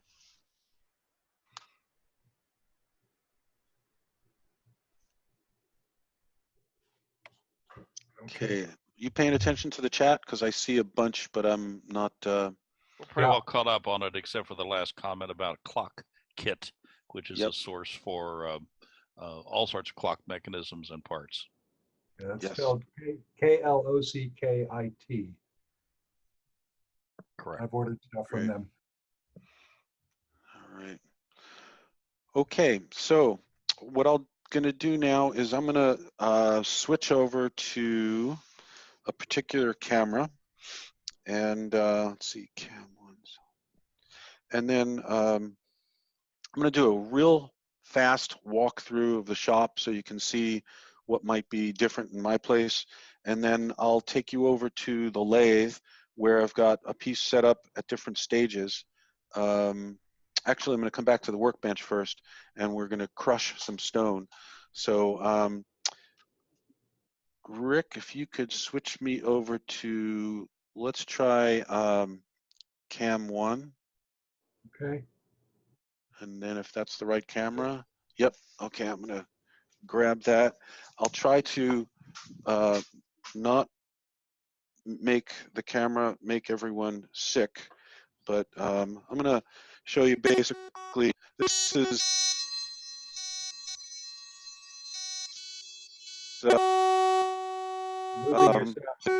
and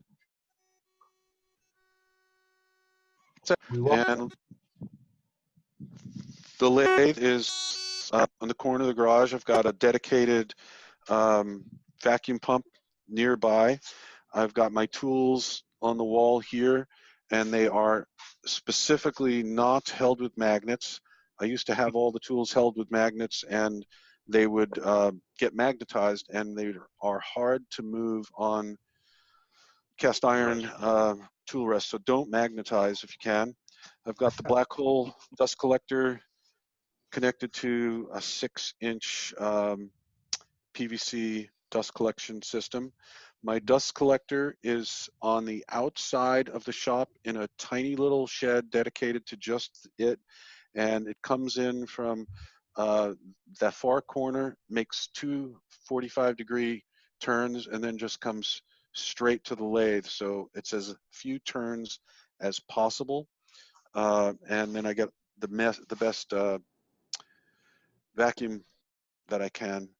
I have a bunch of these shop lights attached to a bar that is part of the and extending off of the sliding headstock.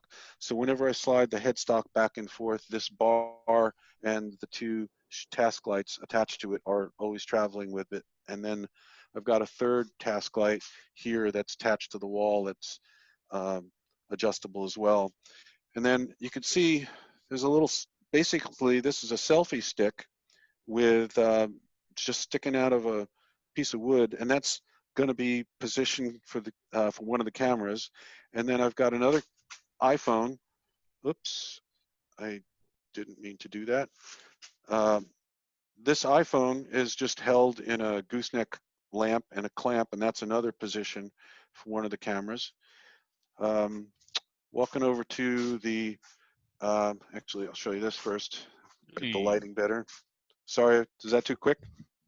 Little too. Sorry. Okay, so I've got the grinder with 2 CBN wheels right next to the lathe, and they're hooked up with a light system that I change the switch, so when I hit the switch on, these 2 IKEA lamps light up the CBN wheels, and the task light is independent of the motor. So I turn on the light if I'm trying to change something here. I don't have to have on to get light. So I'll try to walk a little slower this time. My bandsaw has this giant clip on the blade, and somebody's always asked me, what the heck's that for? Well, when the blade is out of tension, that's a reminder. I'll take the clip off, I'll put it on the blade tensioner, and then I tension the blade. When the clip is on, it tells me don't turn the machine on because there's no tension on the blade. So it's just kind of a visual reminder not to turn that thing on. Not sure if there's anything else worth showing in the shop. I have a 60-gallon air compressor that's in my bomb shelter, and then I've got drops for compressed air at many places. There's one right next to my lathe that is always available. There's one for compressed air sanding here. I've got my sanders also hanging nearby with an electric outlet that's real close to the lathe. And that's about it. You know, I've got, I'm not going to walk any further. Let's put this into the holder. It's too much backlight there, so let me go close my garage door. I'm going to cover this so that you don't get sick from all my fast speed walking.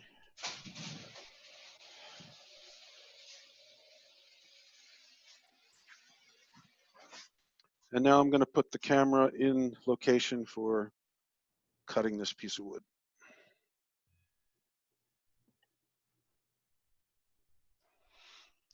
Okay, so the first piece is set up, and it's so about 8 inches in diameter. And I don't know if you could tell from the light here, but it's turned to final thickness only for the top inch.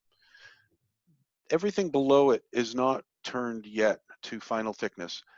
As soon as you turn to final thickness, the rim starts to move a little bit, and the groove that you cut in the rim might not look centered as it wobbles back and forth because the wobbles back and forth.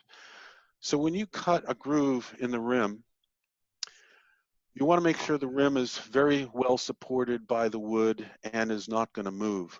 So it's very thick all the way up to about 1 inch, so that I've been able to define the rim, and then I'll be able to cut into it. I want to make sure my tool rest is solid. So the first thing we're going to do is, you'll keep this one highlighted. We'll cut a rim, then I'll show you how to fill that rim with stone, glue it in place, and then I'll switch bowls out to a bowl that has already been filled, and we can show you the grinding and sanding on that. Any questions? Okay, so the tools that are available and that I'm using right now are basically, one is a parting tool, it's fairly thick, and the other is a parting tool that's fairly thin. Because of the thickness of this rim, I'm going to probably go with the thicker. I think I'm going to use the thin one and maybe go twice as wide as the thin one. The thick one is a little bit, in my opinion, too thick for this pattern here. So I'm going to adjust this so it's not in the way of my arm. And can you see that? Yes. Okay, great. And it was interesting that the lights, my task lights are all off. When I turn them on, we lose a lot of the clarity, at least when the stone is there. So I'm going to keep it on. I'm going to keep one of them on for turning, but when we do the stone, that's going to get turned off. So what you would want to make sure is that the outside and the inside edges of your rim are final and supported and not out of round. And then you start cutting your rim, the groove that you're going to fill with stone. I'm not going very deep. I'm going to make it a little wider from both sides until I get the size that I'm looking for.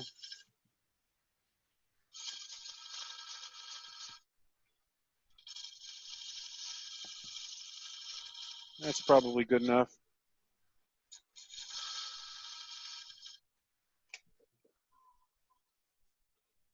So that's the rim. Now, it's very important to sharpen your tools right before you do this so that the edge of your groove does not have any tears. And that's the first step.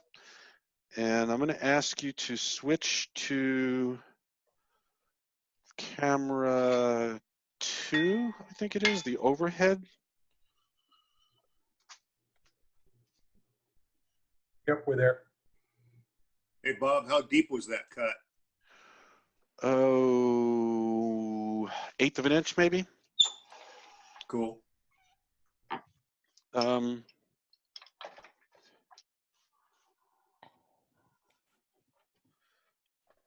we looking down at it? I can't quite see. We're looking down. Okay. You know what? I'm going to bring my laptop over so I can see what you guys are seeing.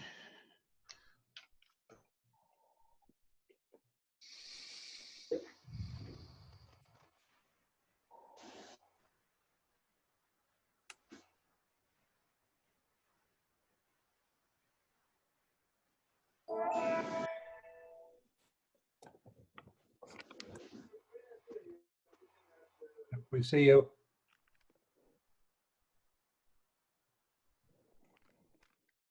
You're having a problem with lag?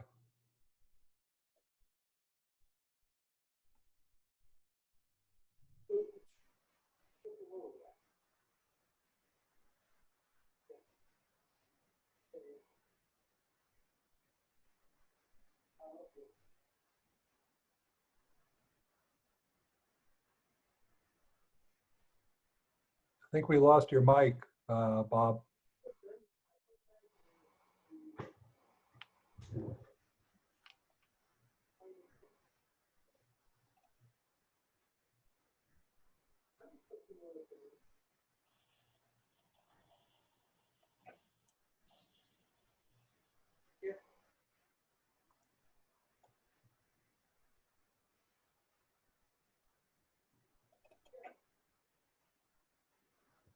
Can you hear me now?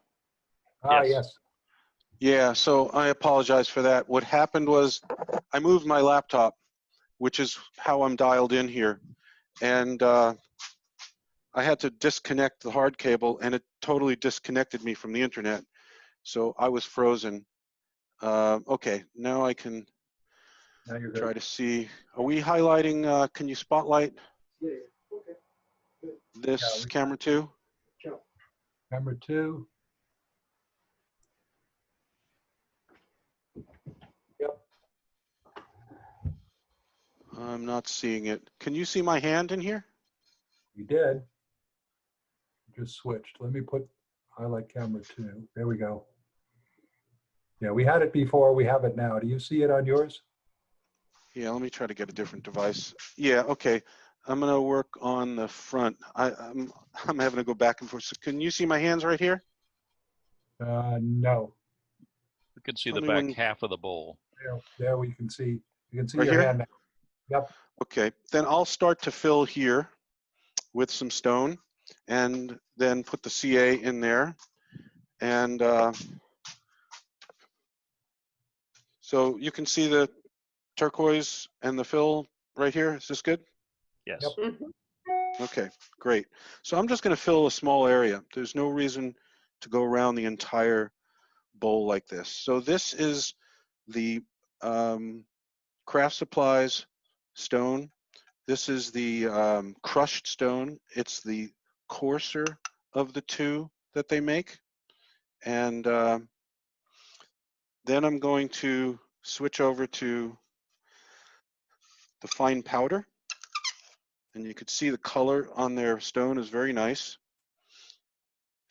And I'm going to put the fine powder on top, and it starts to fill in the spaces in between the large stone. And I want to make sure I get right up to the edge.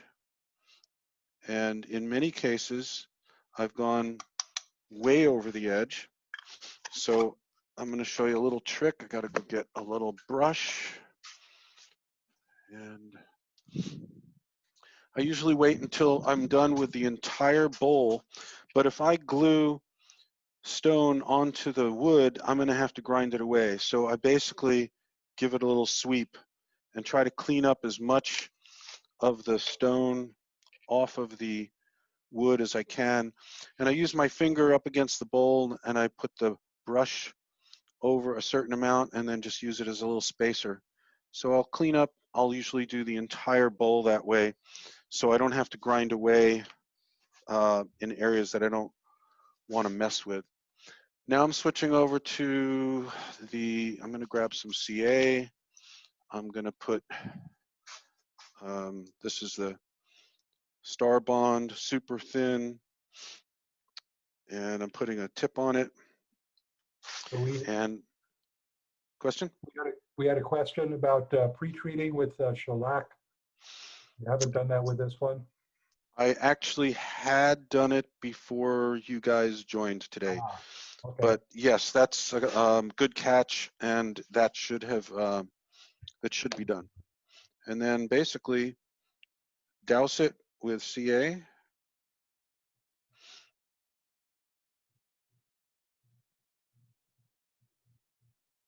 I usually go around once and then come back second time, and you can kind of see it's not taking anymore and it's super wet. And that would be done on the entire rim. Now I'm going to set that aside and pull out a bowl that is completely glued up, and the whole rim has been filled already. Do you use accelerator at all, or do you just let it dry naturally?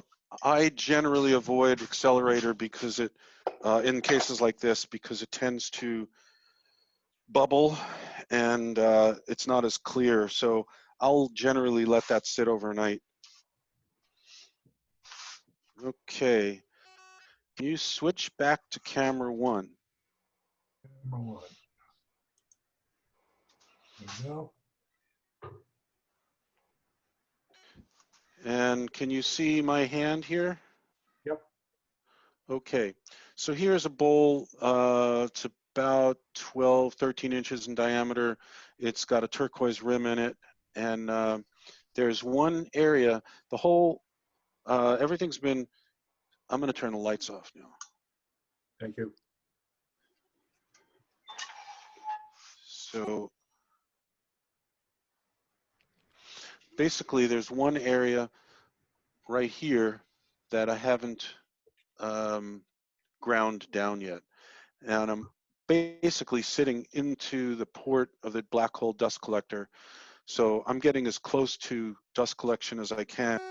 And between the direction of the spinning sandpaper disc and the air dust collection, most of this is going to go straight into the dust collector. I'm going to grab a fresh piece of 80 grit. This is the, if you can see, it's kind of purple, but that's the 80 grit paper. And I'm putting a fairly rigid disc. It doesn't, fairly rigid backing.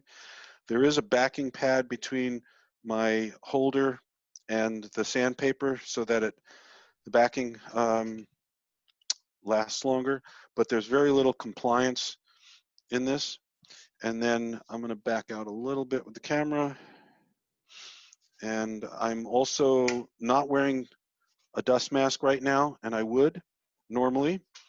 What else did I want to do? I want to get the vacuum on. Okay, now can you switch to camera 2 just to show the angle? Again, I can't see it from my location, but this is trying to show that I'm not at a, I'm trying to keep the sandpaper as parallel to the rim surface as possible so that I'm only grinding away at the stone. And pardon the noise, but I'm going to turn on dust collector for a minute.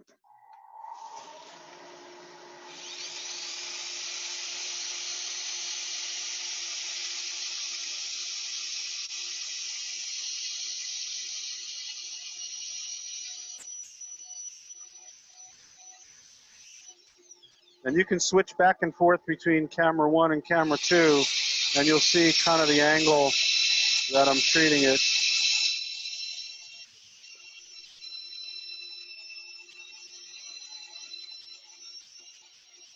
Now we got your arm in camera 1. So we'll go back to camera 2.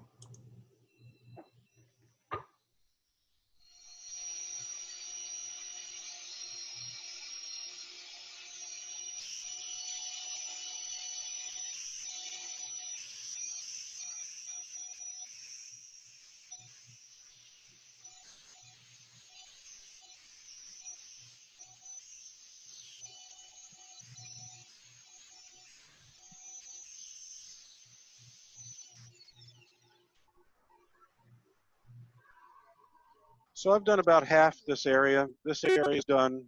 The whole piece goes from here to here. And if you're on cam 1, this is the area that's was waiting to be ground away. This is the area that I've done so far in that minute or so. And you can see there's a little area down at the bottom here. I'll try to move the camera even closer.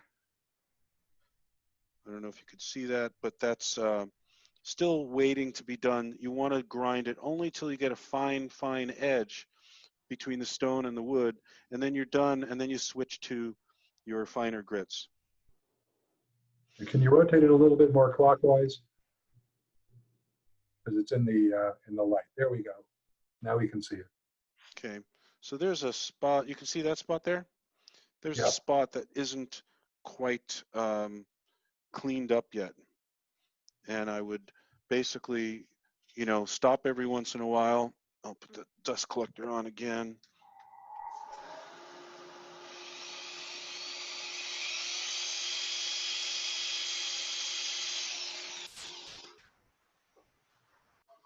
So now I've got a clean rim all the way through here, and there's just this inch left.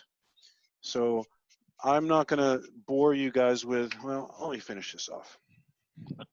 And then we'll go through the grits real quick.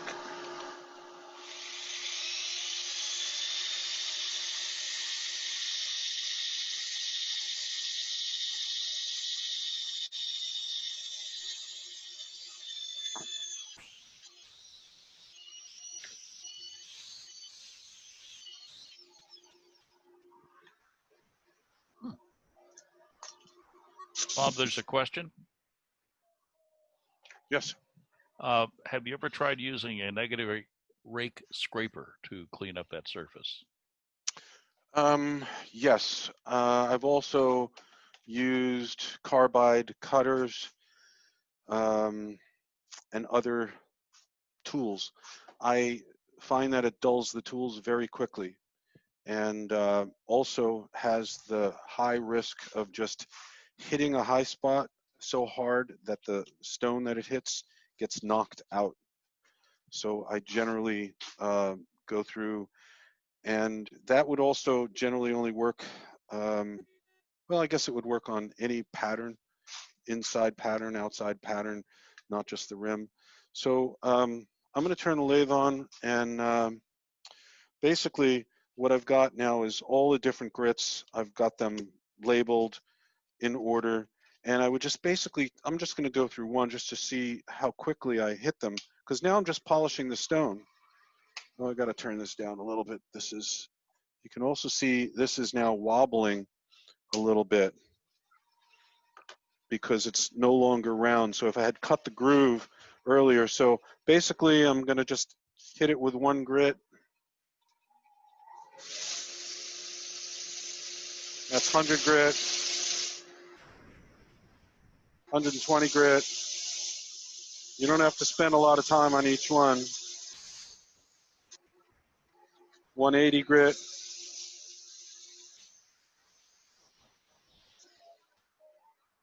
And that's it. I would just start going through all the grits to go up to about 2,000 and then put a finish on it. And you can imagine what it might be to go through all the grits. So it only takes a few minutes. But normally I would take an inspection and make sure I've got all the small voids filled. Especially on a salad bowl, you don't like pits and voids where food could get caught and bacteria grow or whatever, but it's also cosmetically a lot nicer. So if the voids are large, I'll use the fine powder. I'll shellac it first, use the fine powder, the CA, let it sit, and then sand it back down. If it's a minor void, I'll use a medium CA and minimal sanding and just clean it up. And I think that's it. Go for it. With the wood that can expand and contract over time, have you ever seen over a long term that there could be separation between the stone ring and the wood? Hey, Claude. I haven't. I don't know why, to be honest, that the stone doesn't just fall out. But, you know, we've all been doing it for years, and it is not a problem. You can go back to, Rick, stop the spotlighting of that piece and go back to my laptop or just speaker view, whoever's talking. Yeah, the expansion of wood versus the CA and the stone are different. There's one thing I forgot to start with. I jumped straight in there. So let's go back to Chem 3 and let's show, gotcha. Actually, go to Chem 4.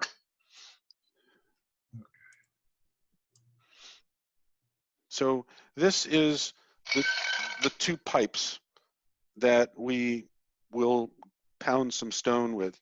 And I've got some man-made stone that came as, they're like beads. And these were beads of a necklace. They're fairly large, too large for using for most work. So what I'm going to do is I'm going to basically drop them in the top of the pipe and make sure the bottom is a bit tight. And then in this case,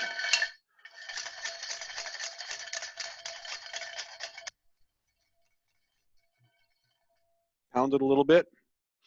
And this next thing is important. When you take out the stone, you don't want to pour it out of the pipe because that's just going to coat the whole length of the pipe in powder, which will discolor your next stone color. So if the next time you put something other than turquoise in here, it's going to dilute it. And all the powder that you've got in here is going to get wasted by coating the inside of the pipe. So basically, when you're pouring parts out, just take the bottom off, and that will get put through the first sieve. So here's a bunch of different sizes of sieves. Let me change something here.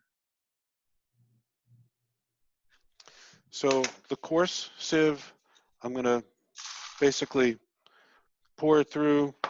I capture it on a piece of paper, and the big stuff stays in. You're on the overhead. Yeah, switch over to. Okay, great. Thanks. So the big stuff is staying in this sieve. The stuff that went through that size is captured here. Then I move to the next sieve.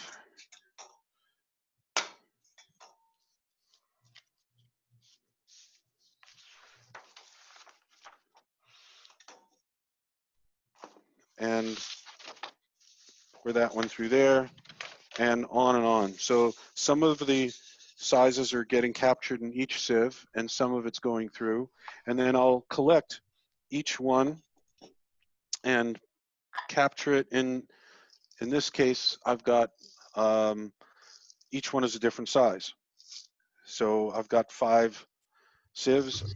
This captures 5 different grits, or 5 different sizes all the way to fine powder. And I'm not sure if this is showing up real well. So it turns out that the white background is sometimes hard to see. It is showing up? It's working well. Okay, this is just another variation. Better lighting than yesterday. Okay, so anyway, that's the process for how I break up and crush the stone and sieve it and store it, because I had forgotten to show that earlier. Any questions on that? Bob, there was one question. Have you ever started filling a rim, took a break, and came back and completed it at a different time? Yeah, there's absolutely nothing wrong with that. There's no time constraints on any of this that I can think of. I think the only time constraint is don't cut the groove and expect it to stay round for long. So you might want to, but once you've cut the groove, you can fill it a week later. You can fill half the groove and come back, and like today, I only filled an inch or two of that groove, and I'll fill the rest another time. There's no problem. The CA all blends together. I don't know if that answers the question. I think so. Yeah. Anyway, I think you can unspotlight those cameras and go back to speaker view. I don't know if we've covered everything.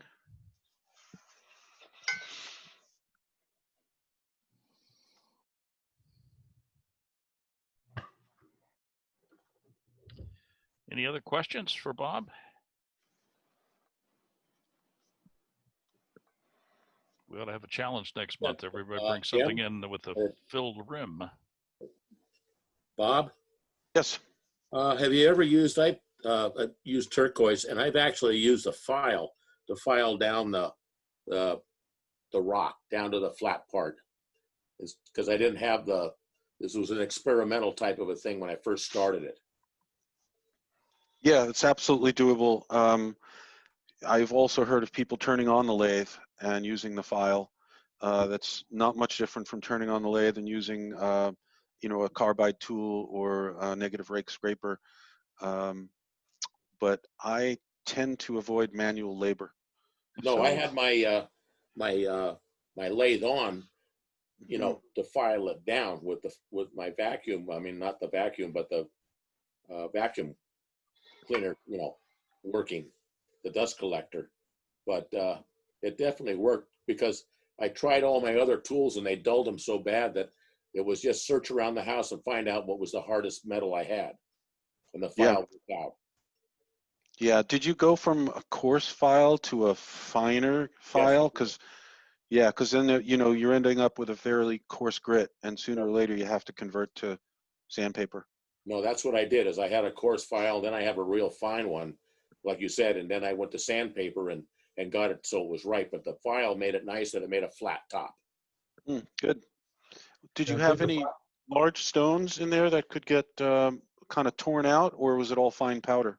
No, it was large stones. I didn't. I had crushed it with your system, you know, with the pipe. But I did put stones in, and then I ended up putting other stones in. But it wasn't. I didn't go with the file, just slam it into the piece. I kind of worked it fine, you know, light touches, so the big stones did stay. Yeah. Bob, Yeah. on your pipe crusher, you had mentioned that you shouldn't use galvanized pipe, but it looked like you had galvanized pipe. Yeah, I think it's okay for the pipe to be galvanized, but not the cap. So the cap is what's taking all of the bashing and the abuse, and the inside of the cap, if it's galvanized, I think you're going to end up with our duct tape died.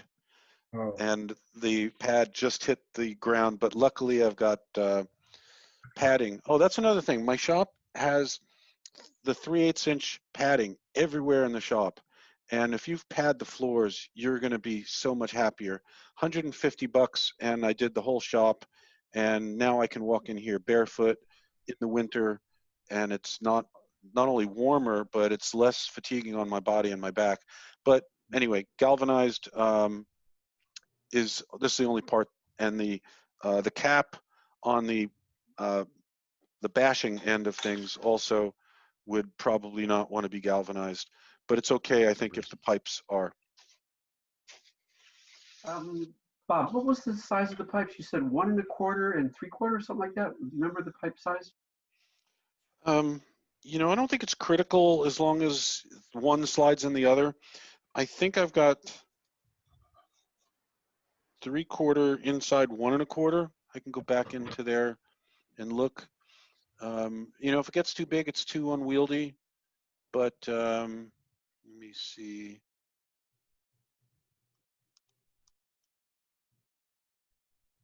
While you're looking that up, it seems like the pipe length is simply there to give you some mass to apply some pressure, huh? Yeah. Yeah, and after a while, if you're like processing a lot so that it's ready for you when you need it. I don't just process enough for a project. I'll process enough for, you know, the foreseeable future, a year or more. And after a while, it gets tiring. Getting closer to it. 3/4 inch pipe inside of a capped 1.5 inch pipe. So the pipe on the 3/4, the cap on the 3/4 fits inside a 1.5 inch pipe. Good. Thank you very much.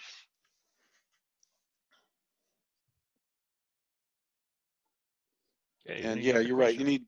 You need the inside one longer than the outside one. It doesn't work. So, Bob, I must have missed what material are you using for the caps if it's not galvanized? What was the recommendation? I think it's just standard cast iron. Okay.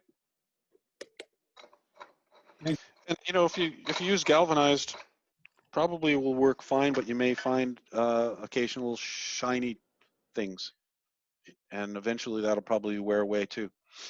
Joel, that the cap that you're using is black iron.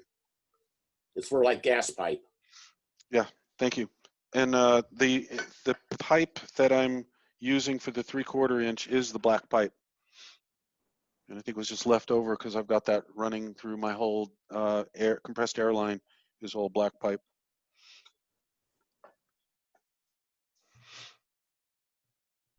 Questions? Anyone?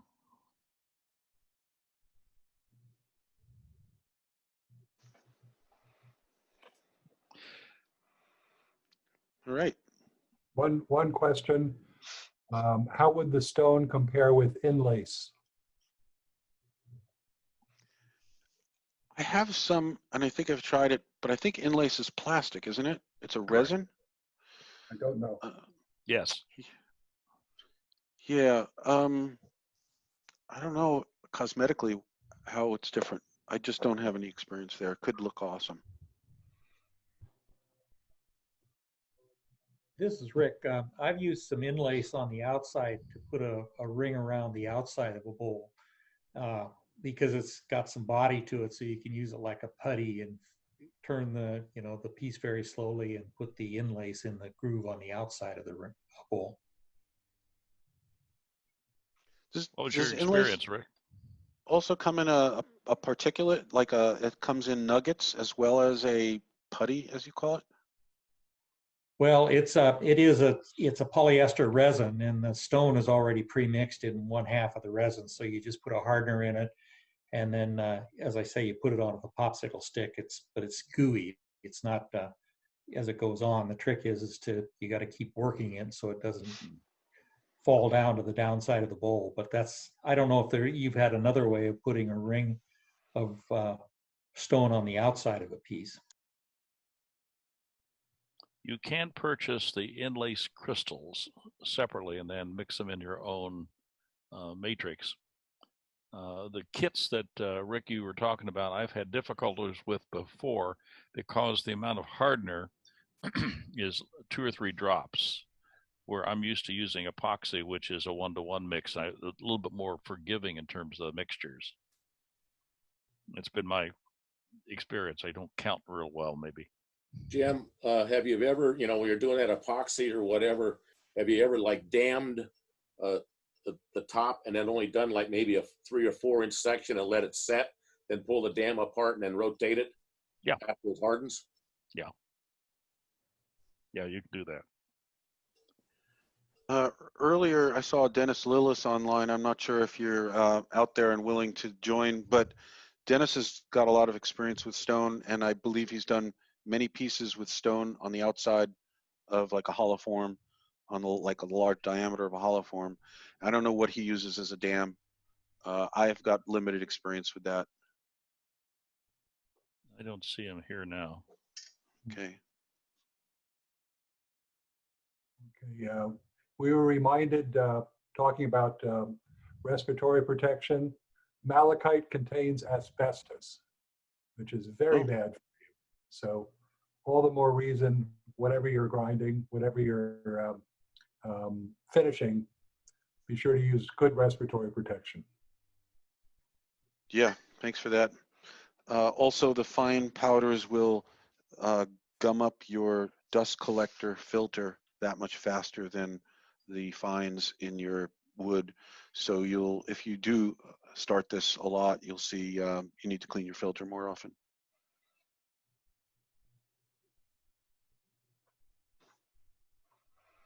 Okay. Well, thank you very much, Bob. This was a great demo. I think it worked out amazingly. Yeah, there's only one camera on the ground right now. Otherwise, no other casualties. Bob, again, from Jim, I really enjoyed seeing your presentation of how smoothly it flows. So if you have 2 or 3 cameras laying around, folks, we all can invite you to have you invite us into your studios. So think about connecting up and inviting the rest of our membership to visit you also. Bob, thank you very much. Rick, you put together a great program. What are we doing next month again? Can you remind us? Next month we will be having we'll be having our sawdust session. We'll be having the virtual AAW symposium, and then on